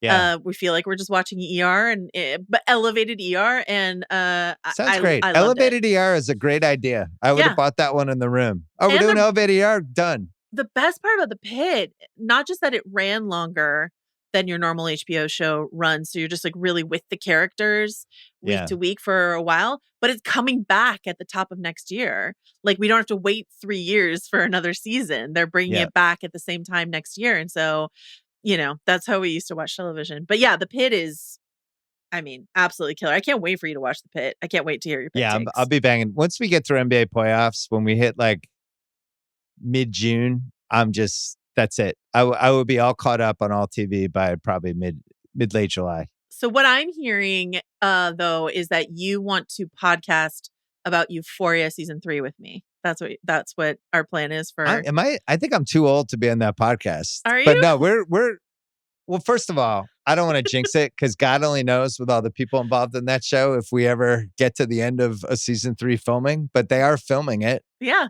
So that's a win. I believe. I choose to believe. The one I'd want to do with you is like the 5-year anniversary of The Idol. No. Diving back in and trying to figure out exactly what happened. Is that my punishment for not having seen The Sopranos? You're going to make me watch The Idol 5 years later? What happened? Like, I actually don't feel like enough's been made out of them postponing the biggest phenomenon show that they had since basically not a non-Game of Thrones, like just an absolute phenomenon that's peaking on TikTok. And instead of doing season 3, the guy's like, can I do this other idea first? And then it just becomes this 2.5-year shit show, however long it took. Yeah. And then it was so bad, they had to basically combine episodes to get out of the season. Like, what are the odds? That was a brush fire. That was terrible. That was... It couldn't have been worse. Yeah. Okay. 5 years later, The Idol, what happened? What happened and what why? Happened? A deep dive. Yeah, coming back. All right. So you can hear Joanna on House of R with Mallory, as well as Prestige TV podcast, which was a feed. We were basically like, we were holding on to the side of the cliff, hoping for good shows. And then boom, we're having a really good year I on the know. Prestige There's a lot pod. going on. Yeah. Great. All right. Good to see you, Joanna. Good to see you. Thanks for coming on. Thanks. We're taping this. It is Thursday morning. There's so many storylines in play, big picture, that I had to bring the guy who's seen it all, Bob Ryan, who is the best ever at comparing players, different eras. He's seen everything. What guy do you want to start with? Because I really want your big picture context on some of this stuff. You want to go Anthony Edwards, age 23, taking it to the Lakers, taking down Durant last year, taking down Luka and LeBron this year. What do you see with him? Interesting. There was a point in the middle of the season when in fact, I don't even know if Twitter had turned to X yet, but I either tweeted or X'd that he's got some Michael Jordan in him. And then next thing you know, I saw that somebody in real consequence saying the same thing made me feel very good. He does have Michael Jordan in him. There's the Michael Jordan-esque qualities in his game. Same size, body type, range of skill, swagger. He's got swagger, God knows. And he got everyone's attention last year in the World Games. Though we lost, he was the best player on the team. And that was news to a lot of us that he would be the best player on that team. Right. And he's built on that. And he's a growth stock. My God, they've got something very special there. So yeah, he's gotten my attention. Wait, hold on. Can I say on Edwards? So World Games was 2 years ago, and then last year was the big playoff run. Olympics, I'm just getting the chronology right. That's just fair. But that's where he got my first got my. Now I was aware of him at Georgia, and I knew people that thought he was very talented, but there was something missing. But whatever was missing he appears to have found it. Well, you think last year versus this year? Last year was whoa, Anthony Edwards, he's here. I can't believe it. I didn't realize he was whoa, there's a little Michael Jordan here. This year, even though he sucked in the closeout game last night. He couldn't make a three. But Rudy Gobert said something interesting after that I agreed with because I went to the game. He made all the right plays. Like he wasn't making the threes, but they were the right threes to take. They kept sending these doubles, staggered doubles at him. He usually was making the right decisions. And the truth is, if they had made some threes, they would have won by 30. But I'm with you. Like, I didn't go to the famous game. I know you did, the 63-point game that MJ had. And I hate comparing anyone to MJ. He's the best player I've ever seen. But there are pieces, and it's undeniable when you see it in person, where you're like, that kind of, just the way he's carrying himself, the way he's easily going by people, the way he easily seems like he's the best athlete in this game. It does bring back some memories. I got to be honest. It's fair. Bill, it's always fair to guys remind you of great players and there's qualities about them without going overboard and saying that they are that guy or is better than that guy. I mean, absolutely. And people, there's types. We all know that. There's all kinds of types. There's guys that remind you of that. And then there are certain people that I don't, they stand apart.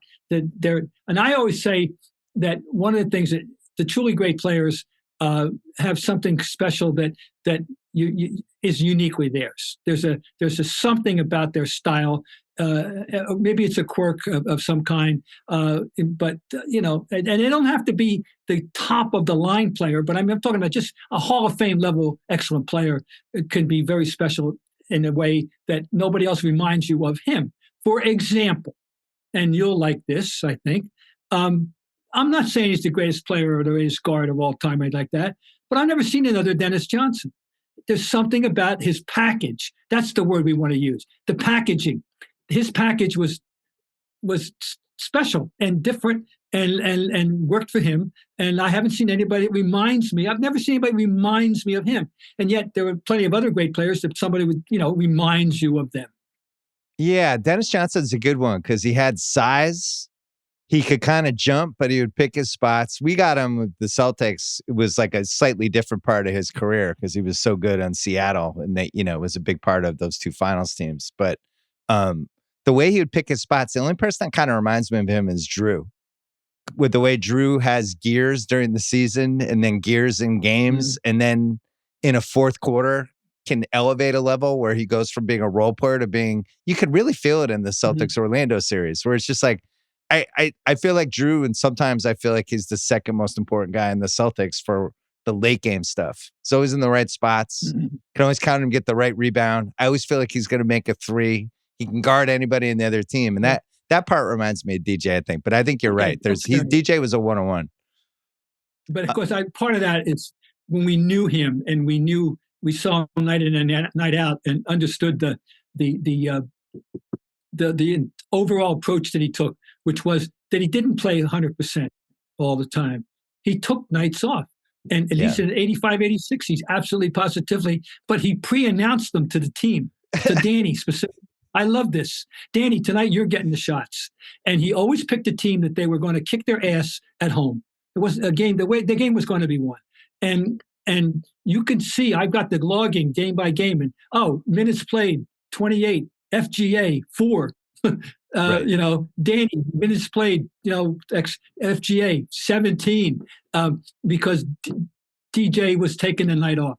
And yet the converse is when the big games came, you wanted that guy. And Larry Bird would be the first one to tell you. And as he famously anointed him as the best player he ever played with, and never backed down from that.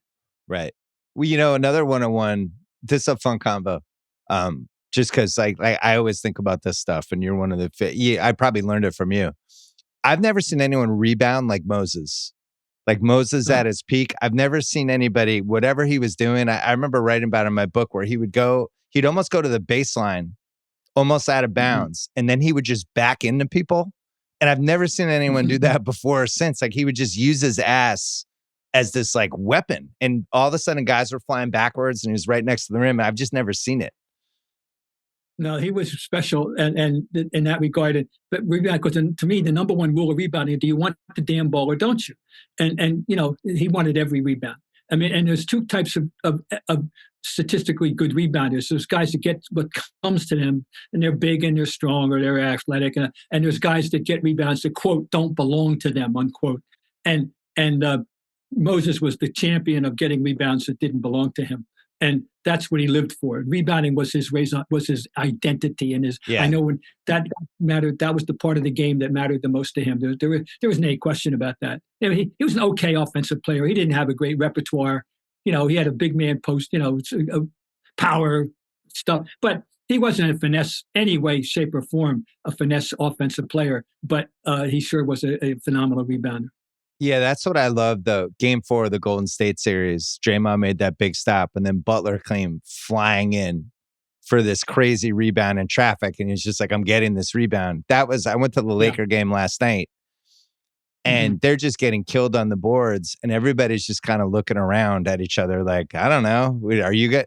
But nobody was like, shit, I better get some rebounds. Like I think about 2010 Game 7, Gasol was, really taking it to KG, but Kobe, because he wasn't making shots, and Kobe's like, I'm just going to have to try to get as many rebounds as I can, and came flying in. And that's what swung that game. Nobody in the Lakers did that last night. Everybody was like, Rudy Gobert, I wish we had a center. And that you could watch them rolling over in real time. It was kind of crazy. Interesting. Yeah, well, I think the whole thing, I'm guessing I never did anything against in person as you did, but the Lakers, I guess, recognized the futility of their circumstance some point during the middle of this series. Right. Inherently.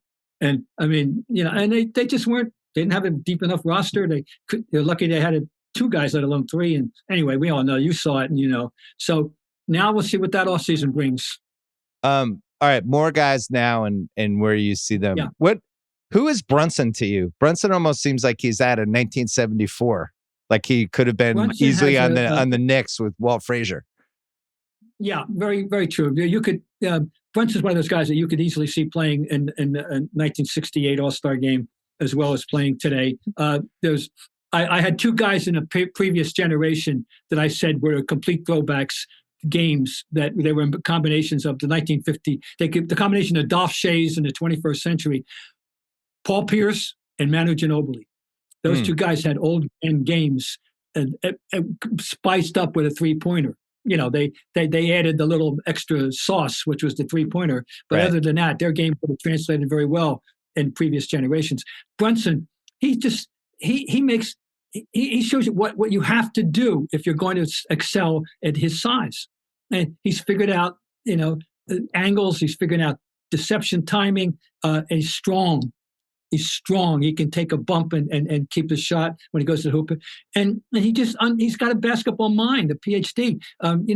He's a player's son and his coach's son who really have obviously absorbed all the lessons. And he's got, and people talk about the flopping. It doesn't even bother me at all. I think he's just smart. That's all. I don't mind it with him. I mind it with some people over the years, but it doesn't bother me at all with him. You go guy. I love him. I just think he's a special. And here's the thing, Bill, when they got him, now I always had my eye on him back to Villanova. And now, of course, I didn't see him play much in Dallas, but I knew he was there.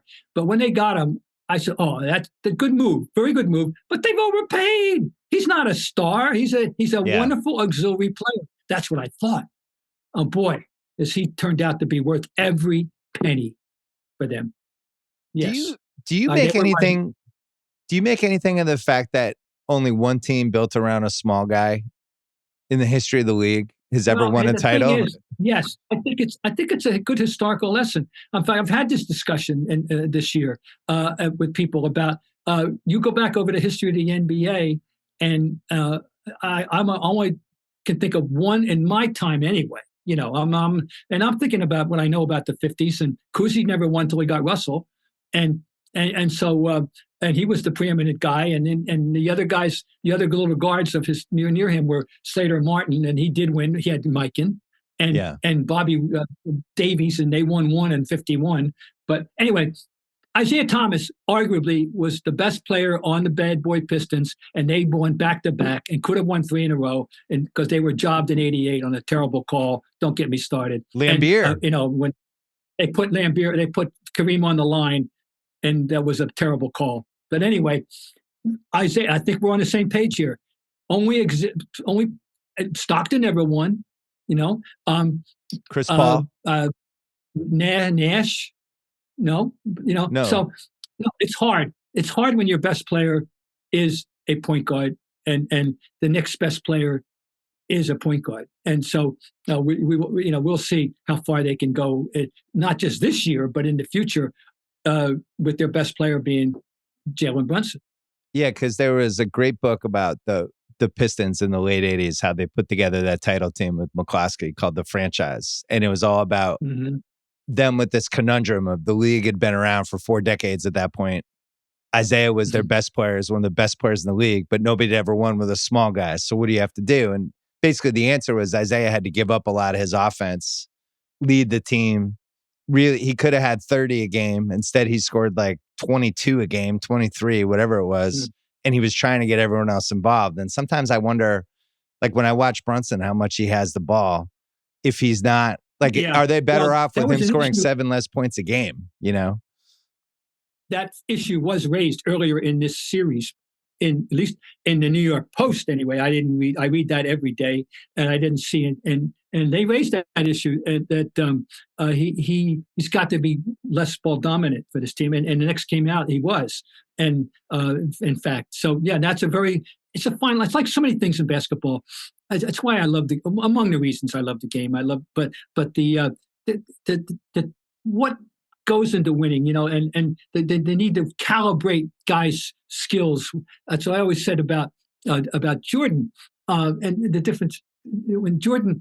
People think he didn't win a championship. Yeah, he won a championship when he finally got Scottie Pippen as a tremendous sidekick. But until he learned how to calibrate his skills with the other guys and not, and balance it out and know when to take over, when not to take over, know who to go to, when not. I mean, this all very, very important stuff.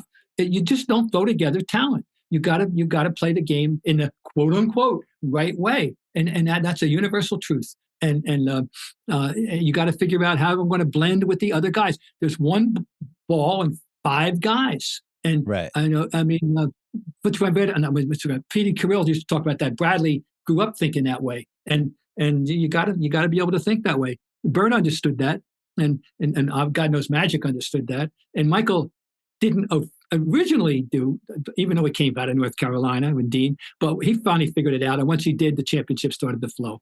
How about Luka? First of all, is he 1-1? And second, do you think he'll ever understand that balance of I have to make everybody else better? Maybe I don't need to score 35 a game. Where do you see for him from a title standpoint? Now. First of all, before we get to that, I was thinking that I know one person sitting back having an extra late toddy night last year was Nico Harrison. He must have been smiling Right. as the Lakers went out the window. Yeah. Anyway, Luka, interesting there because he does have the ball, all the time, and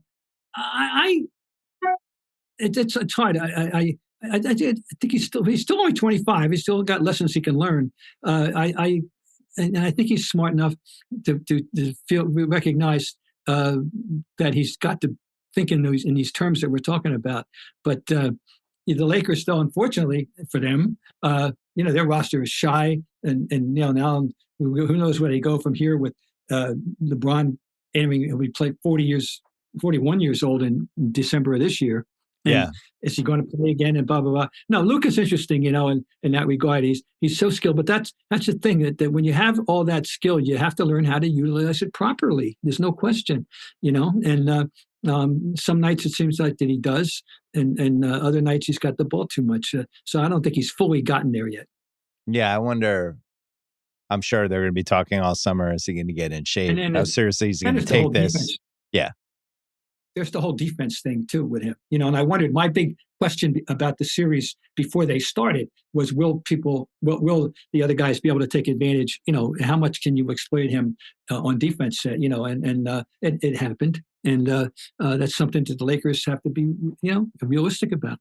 Yeah, the Lakers' case hinged on can Luka not get torched on defense? Can we get any rebounds? And how much can we ask from LeBron? And as the series went along, LeBron started to die, especially in these fourth quarters.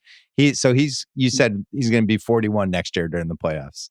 I think that's right. Yeah. December 30th is his birthday, so I know that. Yeah. So Havlicek played 16 years, and it seemed like 40. When Havlicek, it was like, oh my God, somebody played 16 years in the NBA. This is impossible. But then probably could have played a couple years more. Like you were going to those. Did not.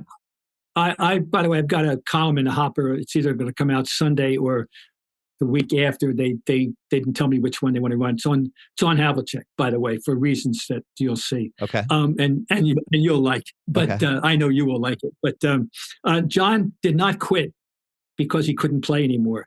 His game had diminished, sure. To me, he averaged 16 points a game that year, but he could still play.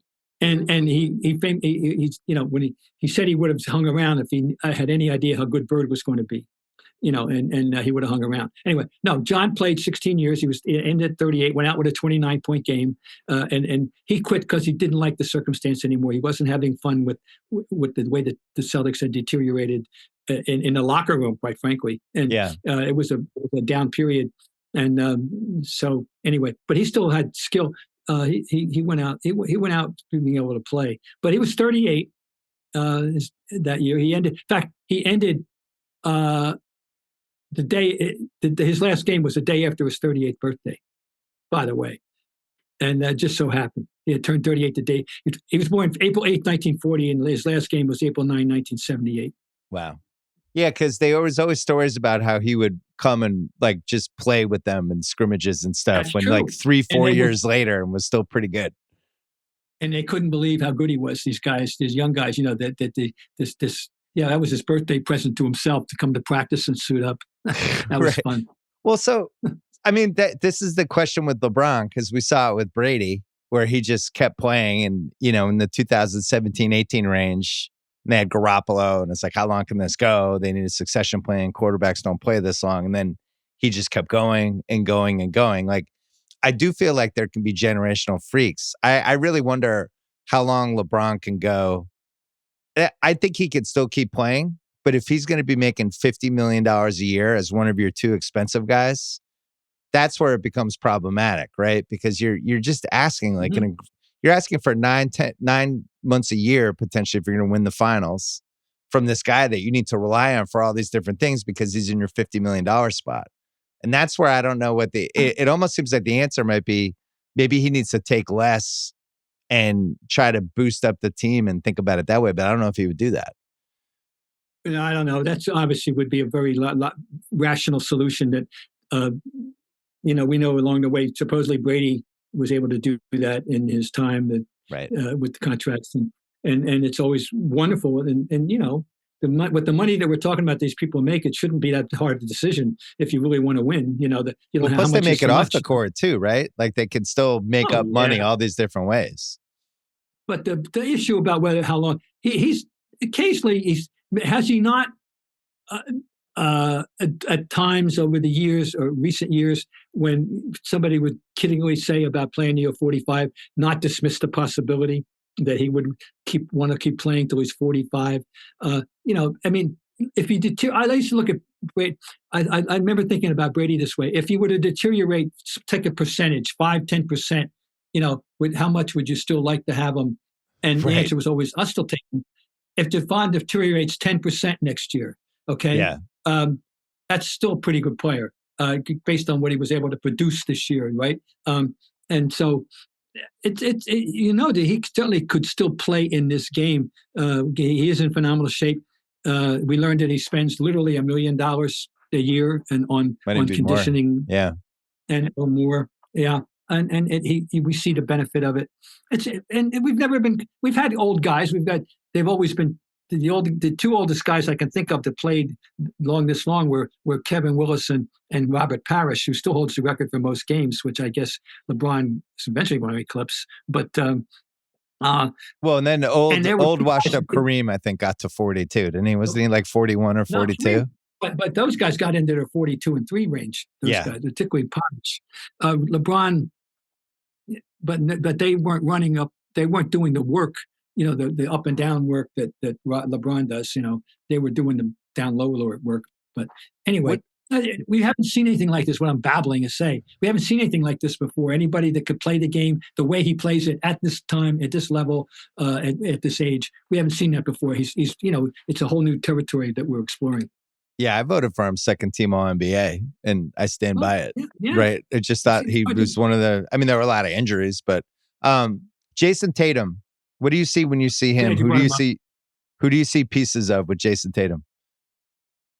Jason Tatum at 6'10" is the most all-around skilled player the Celtics have ever had at 6'10".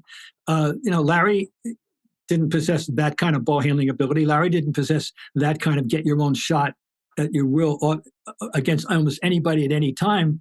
Most people, but there were people, we know that could irritate him. This guy, it's funny because he's like Pierce on steroids because, I declared 20 years ago that Paul Pierce was the best scoring machine in Celtic history.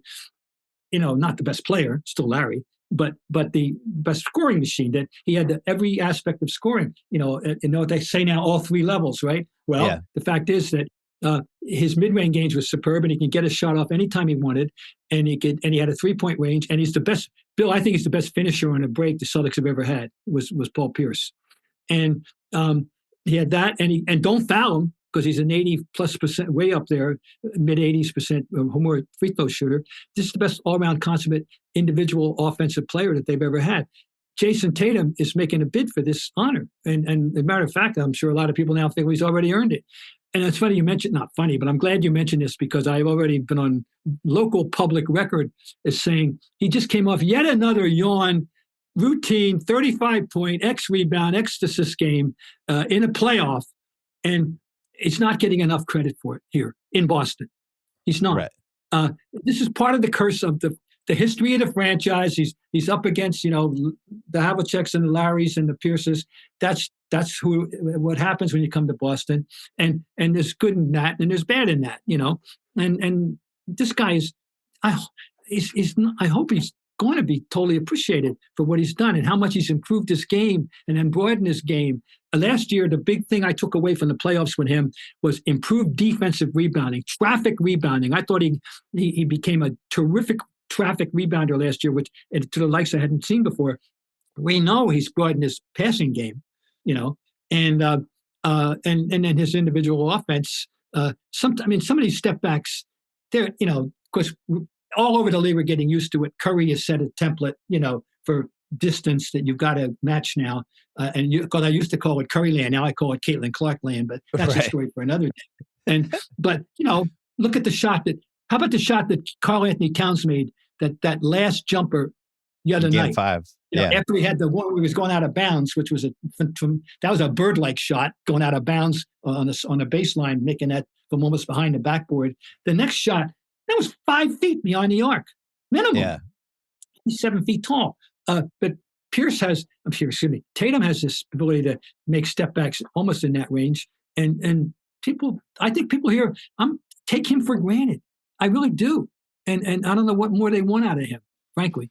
I agree with you. I've been talking about it all year, and then people get mad at me that I'm talking about the Tatum too much. And I just feel like he's made such a leap from 2 years ago to last year, but then last year to this year, where I thought Tatum and Brown last year were 1A, 1B in a lot of ways. Brown was awesome last year, and the distance between them, was you never knew who was going to be the best guy in a given game. Now Tatum is clearly the best guy in the team. I think he's clearly either the third or fourth best guy in the league. And you didn't even talk about like how good his defense is and his ability to guard all these different positions. But the rebounding is the thing I love the most. He's their best rebounder by far. You take a game like that Minnesota Lakers game last night, he just would have gone under there and battled Gobert and gotten like 14 rebounds because he's like, we're going to lose unless I do this. I think I appreciate that piece of it the most. I just think he's turned into such I don't want to say bully, but there's a toughness to him this year. There's a confidence. Obviously he's smart and he's smart and confident but humble too. There's nothing not to like with this. And the whole package. I don't see anything. There's no buts. I don't have a but and on him, and we know off the court his personal life with his wonderful kid, and the whole thing is he's entirely rootable. Is where I'm trying to spit out here. Yeah, I think this year people will appreciate him more. I think if this goes a couple more rounds, I think he's going to get. If they win, if they don't win, there'll be all this. And don't get me, I'm not a championship or bust guy. Okay. I never have been and never will be. Because too many variables go into winning any championship, including in this, game 7 and things are going great. And then somebody goes down. It can happen. And we know that. So I don't take anything for granted there. I'll say this, I'm going off key here a little bit. If anybody other than OKC, Cleveland, or Boston wins, I'll be stunned. One of those three is going to win. You got to draw a line after those 3 teams in this league. You have to. And that's that. And one of them's going to win. I don't know which one. I'm anxious to see. So I had and we're taping this for game 6 of Clippers Denver. I had the Clippers in that conversation, and I must have had amnesia with James Harden. I think I just forgot. I don't know. Maybe I blocked it out of my mind or whatever. And it's like, what am I doing? Of course they're not making the finals with James Harden. I should have known. Let's take a quick break and then we'll come back. I want to talk about Jokic. All right, we're talking history, current NBA. Got to talk Jokic. I went to the game Saturday when he just would not let them lose against the Clippers and basically played the whole game and just did everything and was a man absolutely possessed. And it was, it was up there for me with LeBron in game 6 in 2012. And some of the Jordan stuff I'd seen in person. Just when I'm thinking about the best players I've ever seen in person, this moved him just being at that game and just being like, oh my, I can't believe how good this guy is. Where do you put him? I never thought we'd see another Bill Walton. I never thought we'd see another Bird.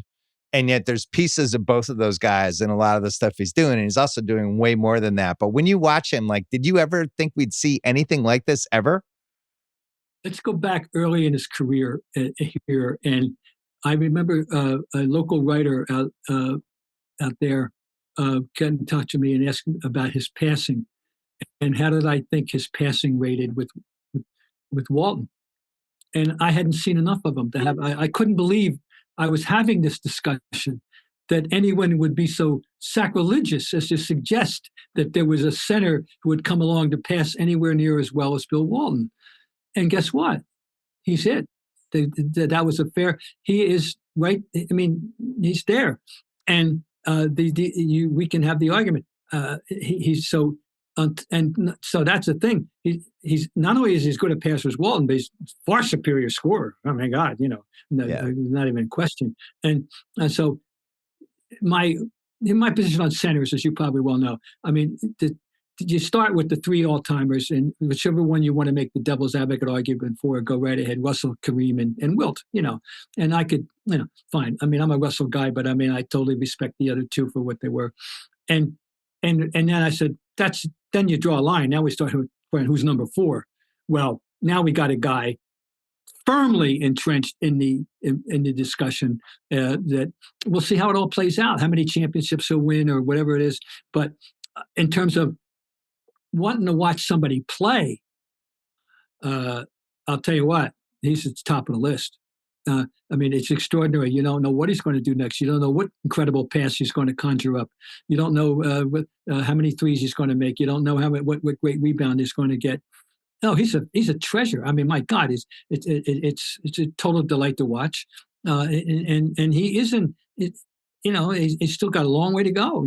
Depending on how long he wants to play, we don't know. We know he might want to go become a jockey. A 7-foot jockey someday. Who knows about that? But anyway, count me among the admirers, the idolaters of Nikola Jokic.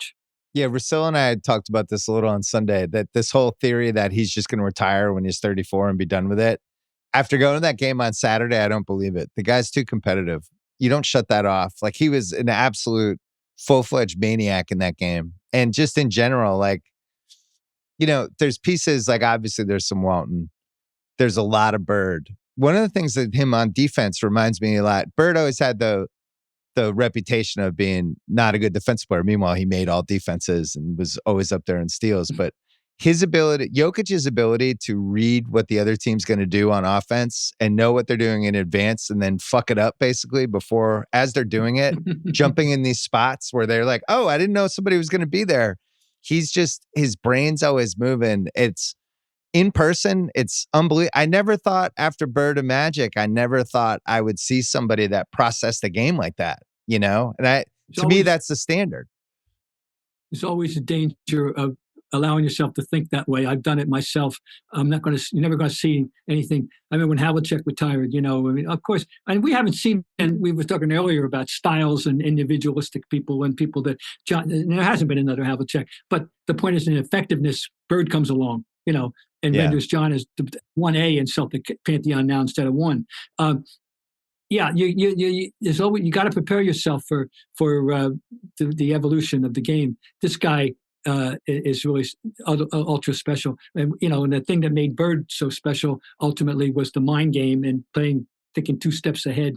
And now we got a big guy taller than him that that can do that as well. No, he understands the game in a way that some of the other guys never will. No so question. You have like, there's that Hakeem, Moses, Shaq kind of area, right? And maybe Giannis is like right underneath it. And you already have Jokic in that area, potentially looking at that spot right under Wilt and Kareem. Oh, he's at a bridge right now. You're kidding? First of all, my number 4 is Hakeem. Okay, he's Mine not too. number 4. Okay, so so in between. He's closer to the big 3 than he is to the 4. I mean, he's going to be in that. He's going to have to be in that discussion. And people are going to harp on championships. Wilt won 2. And the other guys won multiple. And Russell, of course, won 11, and Kareem won 6, whatever, 5 or 6. Yeah, Shaq had 4. Moses had 1. Yeah. I mean, and Moses. Wasn't pretty, but he was effective. But anyway, Robert Parrish got 3, by the way, because he got one with the Bulls, by the way, although he wasn't, prominent. Right. Anyway, I got him in between. He's at 3.5 right now, on his way up the scale. All right, so your whole premise that I loved. We're playing the aliens, and we can grab anybody. And Jokic, Bird, and Magic agree to come. And now we need to find 2 more guys to put with those 3, where we're just going to have the aliens backpedaling, not knowing what's happening, just amazing passing. Who are the other 2 people playing with Jokic, Bird, and Magic? Well, I still want Michael. Naturally, okay. And you know who I'll take now, because that gives me a weapon. Not since I got Magic, I got the ball handling, I got the orchestration, I got the fast break, I got everything settled. Who to run it. I got special qualities that he had. Stephon Curry. Why not? Wow. Why so you not? went for the spacing. The greatest shooter of all time. And I'm coming. I mean, the greatest shooter of all time. I don't need LeBron. Multi-skilled. I don't need LeBron. I'll bring him off the bench. He can be my 6th man. He won't like it. Be an amazing 6th man. What a wonderful 6th man that would be. Yeah. Why would we dismiss the greatest shooter of all time? Who's a team guy? Oh, by the way, who can also pass? By the way, he's not a point guard. He's a two guard who can pass. Period. He's not a point guard. He doesn't think it's not his role. But he can pass and will.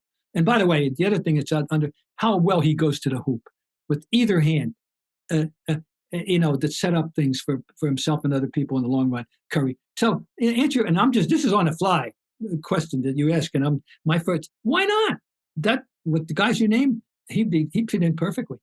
If Maravich had a 3-point line, are we talking about him in the 60s and 70s like we talk about Curry? Yeah, but remember the shot came in his last year. Yeah. 1979-80. When he joined the Celtics in the midseason. And he did make shot. He did make. He's a guy that scored 68 points in Madison Square Garden without a 3, averaged 44 points a game, and 44 people, youngins. The guy averaged 44 points a game in 3 years of college basketball at LSU without a 3. Yeah. And he had that. He would have done what so many of them who would have done. Go home and work on it. And he would have gotten, certain guys that occasionally took shots in that range, and when it was considered to be a bad shot, and sometimes they went in. He would have worked on that shot. But he made some 3s. I remember some games where he had effective 3s for the Celtics. Yeah. Oh my God! It's just because they've done these estimates, which I've at LSU going over the game films and trying to project what his average would have been had. He had. Well, he also would have taken more of them though, because if he knew there were 3 instead of 2, he's taking 20 a game. It's like Larry. People to anybody. My God, you imagine how he'd flourish today if you tell him, "Oh, you can take 10 or 12 a game." Larry would embarrassingly would take 4 or 5 because it was there, and part of he famously didn't want the 3, didn't like it. And well, he used the more as the weapon. It was like to get the crowd going or to demoralize people. Yeah. Yes, he did it as a psychological weapon more often than not, and saved his spots. But he would have, hey, if you said, okay, if that's the game, I can play that game, and he would have gone, well, you gotten better. A lot of guys what? By the way, who would have been ready made for the game? I can still see him with Jerry Lucas. Jerry Lucas was throwing 3s before there were 3s from at 6 with that shot put thing he had. I can still see him with legs extended, and he shot it from here, not here. He shot it from here, but anyway, Lucas would have been a phenomenal 3-point shooter. Stretch 4, getting 15 rebounds a game, Jerry Lucas. And then computing his season's average in his head as he worked back down on defense. Famously recomputing his shooting percentage as he would go back down on defense. Where do you put Giannis in all of this? Because he just got knocked out of the first round again. He's spectacular.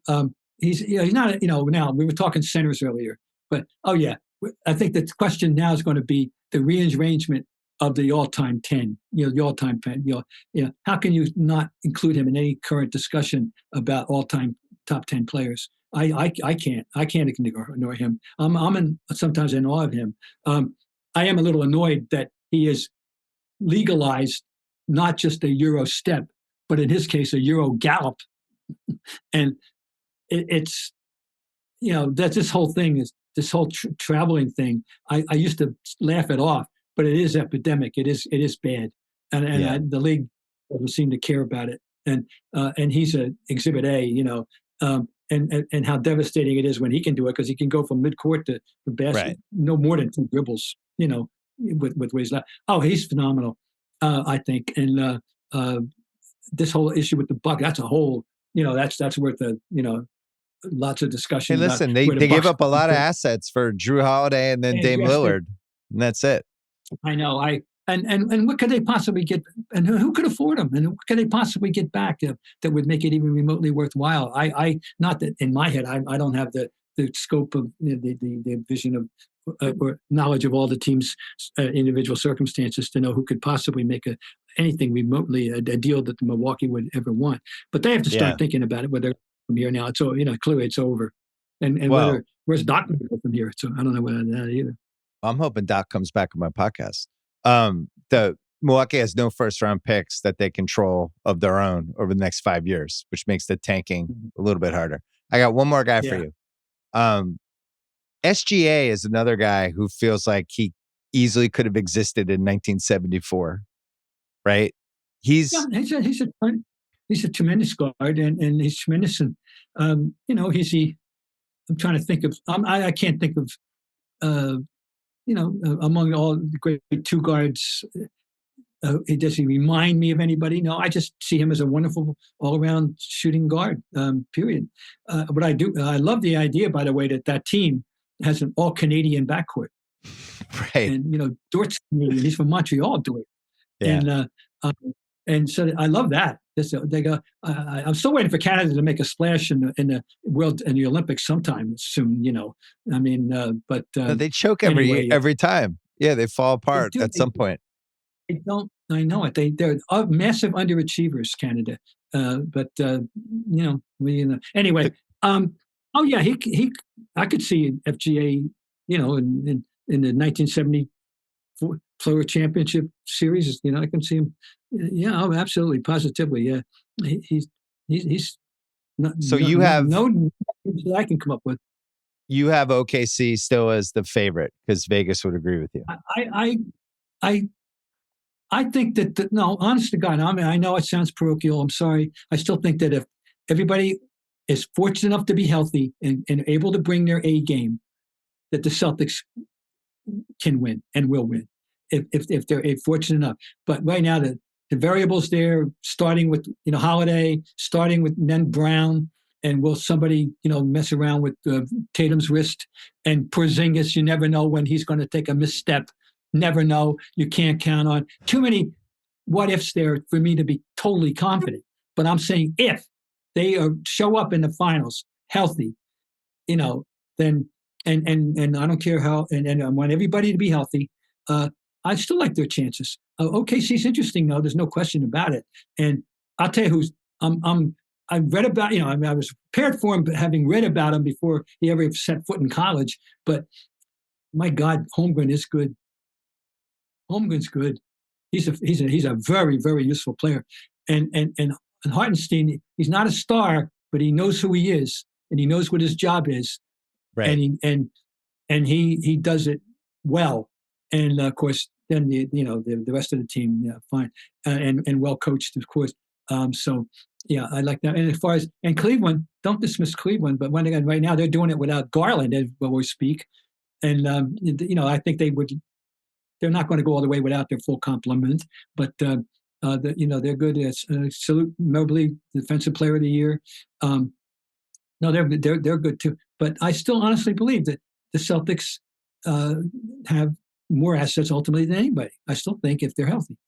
Is this Celtics team, where is it creeping up on the popularity rankings in Boston? It just seems like people love, they have a real history now with Tatum and Brown because those guys grew up on the team. Porzingis is a cult hero. Horford is among the most popular role player plus guys they've ever had. Holiday and White are impossible not to like. Pritchard's a fan favorite. Yeah, it's just you go on and on. It's like everybody loves everybody on this team. I don't remember many teams like this on the Celtics. And the vastly underrated Luke Cornett, who's been a nice adjunct to this team. Okay, you're right. Well, this is a new generation. This is their team. This is the Celtics have had 4 or 5 incarnations. Well, you got the 50s, then you got the 50s and 60s team. That's 1. You got the Havlicek Cowan's team. That's 2. You got the Big 3 team. That's 3. You got the second Big 3 team. That's 4. This is the 5th Celtic incarnation, of greatness and a new fandom. I see so many young people in the stands. And it's terrific. And it is what a likable bunch. I mean, it is. It's just there's no polarizing players. Marcus Smart, who I loved, but acknowledged his foibles. Yeah. To me, he and Jackie Bradley Jr. were like Siamese twins of sports. Yeah. Okay. And I love Jackie Bradley Jr. to the I don't care if you're at 180, but there's no who's a polarizing player unless people want to manufacture something about like, oh, Brown, he dribbles in the traffic, he still doesn't have a left hand. All right, blah blah blah. Right. That's as close as I can come and to any kind of a negative.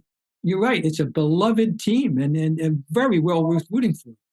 Yeah, and it's something that, I certainly grew up with where everybody stayed on the same teams. And then in the last 15 years, that kind of got blown up and people move around more. And you have something like Jokic in Denver, you have Curry in Golden State, or you have Brown and Tatum together in Boston with Horford. And I do think it's more meaningful to the fan base and to the people at the games. They have real history with these guys, And like we tried to capture some of that in the Celtic City about these generations, how they overlap and how people buy in and people overlap with the stars from the previous generation. And does this stuff actually exist? And I do think those guys care about that. I think Missoula cares about it. I think the organization cares about it. That came across clearly. Well, it sure came across clearly how Garnett and Pierce felt about it in their time. How about Ray Allen? Ray Allen was like, I'm a Celtic. He only played 5 years. And he's like, I'm a Celtic. I consider myself a Celtic. That did surprise me. He was always kind of a little bit unscrutable as far as I'm concerned, and that was good to know.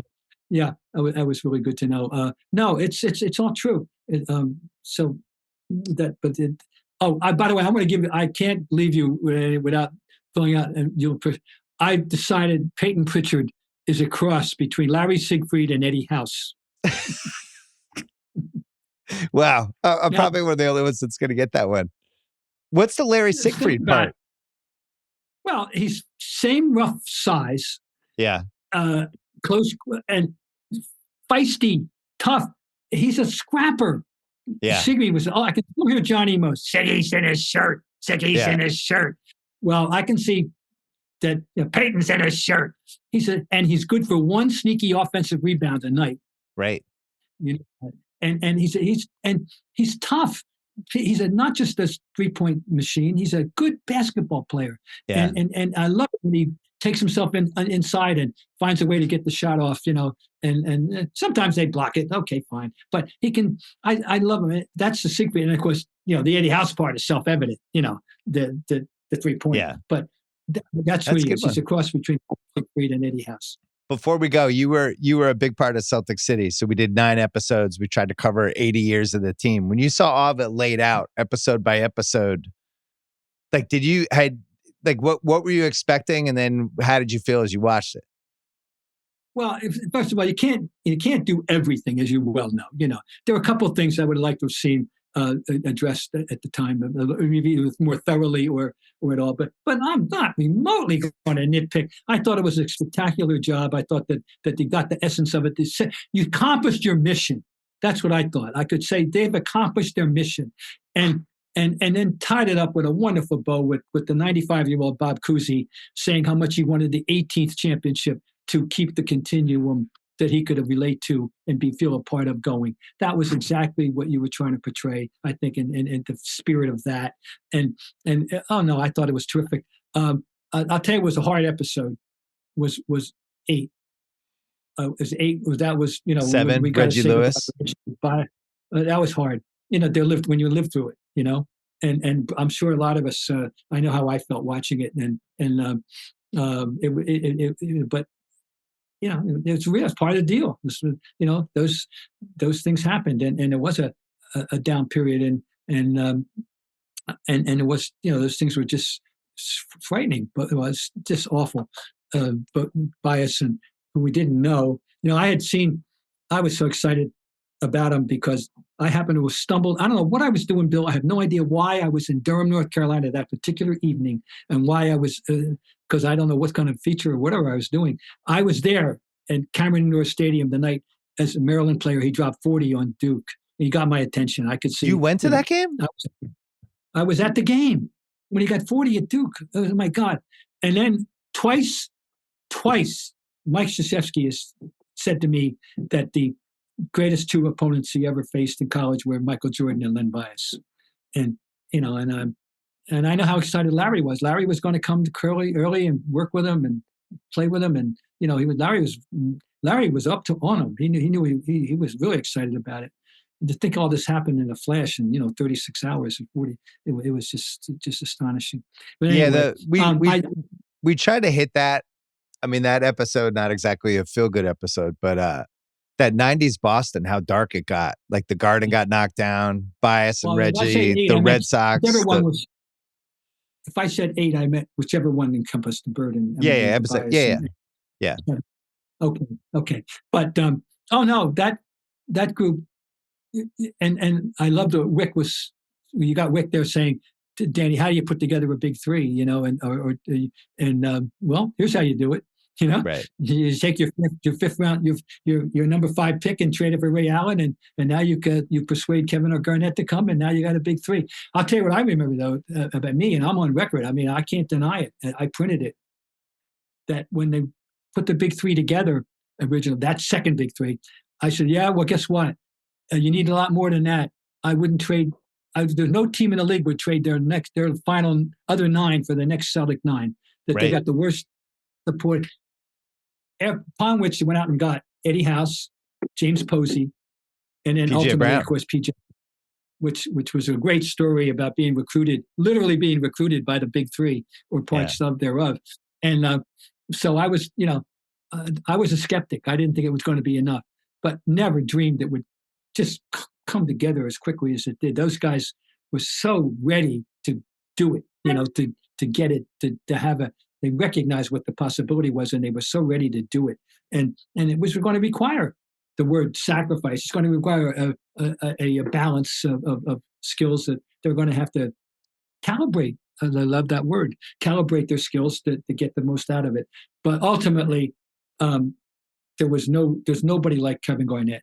There's never, you can't, he's special in terms of the approach that he was as good as all-around scale players Pierce was and great shooter Allen was. We all know that the ultimate key person in that whole thing that made it work was Kevin Garnett. Yeah, the sad thing you talked about earlier, how you don't judge players by championships. You look at KG, like just this completely misused asset in Minnesota forever. Like gets drafted in 95.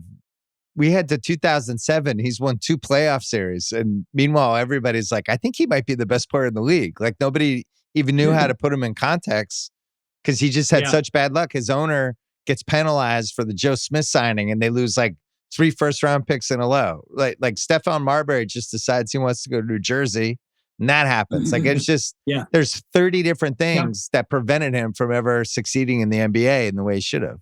Which sometimes that's how it plays out. I mean, I don't want to hold that against him, unless I have a certain, antipathy for somebody, in a sense. I like to hold it against them. But if I don't care about them personally and their game, then fine. And it's like, who I think I got tired of people dumping on because he's never won a championship and obviously never will. Chris Paul, it's not his fault. And once again, we get back to the little guy thing. Yeah. Chris Paul's great player, great point guard, a technically pure point guard, perfect guy, in that job. It's worthy Hall of Famer. So I'm sorry, I don't judge him for not having won a championship any more than I judge Stockton for not having won it. They could have. I hold Karl Malone accountable, though. I think they could have beaten the Bulls in '97 for sure, and should have. He misses free throws. He's not a guy you want in a big moment. I'm telling you, Karl Malone was not. I think he's the most overrated supposed great player in NBA history. I do. He's not on my list of top 10 forwards at all. He's one of the main reasons I decided to write a basketball book, because I didn't want people 50 years from now to be putting him in the top 10 because of his stats. It's like, we got to fix this. Somebody's got to go on the record. You'll love this. I don't know. There was a period of time when I carried in my wallet a little list of 10 forwards better than Karl Malone. I swear to God, it was such a topic for me. Yeah. And he's not a bad human being or anything like that. No, that's not it. But I just, all those thousands and hundreds of millions of points, and I'm sorry, he wasn't a guy you want. Your other guy like that was Elvin Hayes, who ends up winning the title, but wasn't he like benched in the fourth quarter when they actually won the title? I forget the story. He was in the game 7. He went out of the game for whatever reason, and Mitch Kupchak came in and made the big play of the game, and that he wouldn't have been in the game if Elvin hadn't come out. So they wouldn't have won if Elvin hadn't been watching from the bench. That's for sure. And I loved it. I'll tell you what I relished: 1975, when the Warriors swept them, and the rookie Keith Wilkes, 6'6", God knows what, 80, 90, outplayed Elvin Hayes, 4 inches taller, 50 pounds heavier, and he outplayed Elvin Hayes. I loved every second of that. Do you think Harden is this generation's version of those guys? Harden? Yeah. That I said? Yeah. I can't stand watching him play. And so to a degree I am, vindicated that he doesn't come up in the playoffs the way people think he should. I just can't stand watching that dribble game. And I always say he must have bribed every scorekeeper in the league. I don't know how those assists. I don't remember any of these assists, but they're there to the point he led the league, right? I guess I still can't believe it. I don't know how, but I mean that's just my personal, preference, and I'm not a big Harden guy. Where do you stand on Embiid? On Joel Embiid. Oh, Embiid. As I said, the beast. I want to like him I love his game. I love his range of skill and offense is tremendous. And I've seen him in games where I just love to watch him play. But there's something, and he, and he's an engaging online presence, that's for sure. But he's on another level. He's not, even though he did get an MVP, and I think I would have voted for him. But he's not Jokic and he's not Giannis. He's another level down where he belongs. But he's on the way to the Hall of Fame. I have no problem with that. All right. This was a good hour. The thing is, stay healthy. He has a hard time staying healthy. Well, you've been watching this forever. These centers, once the injuries start, it's not like it gets better. Once, they're like buildings with like real structural foundation problems. And then at some point it becomes a problem. And it feels like, once you've had a few of those surgeries, injuries, whatever, I don't know. I just don't, when you're 7'2", I don't know how you like, oh, no, I'm fine. Yeah. I don't see it. Yeah. Big guys. You're right. It's a good point. So, like I saw Kyrie Irving at the Laker game yesterday, right? And he tore his ACL. I feel like he can come back. He's 6'2". Like, he's a guard. I feel like he can bring back his movement and get back in here. But when you've had a bunch of these. Anyway, all right. That was a really fun hour. I'm glad we caught up. I needed your take on a bunch of stuff. Bob Ryan, thanks for being Celtic City, by the way. But great to see you as always. Hope all is well. Thanks for having me there, and I appreciate it very much. So on.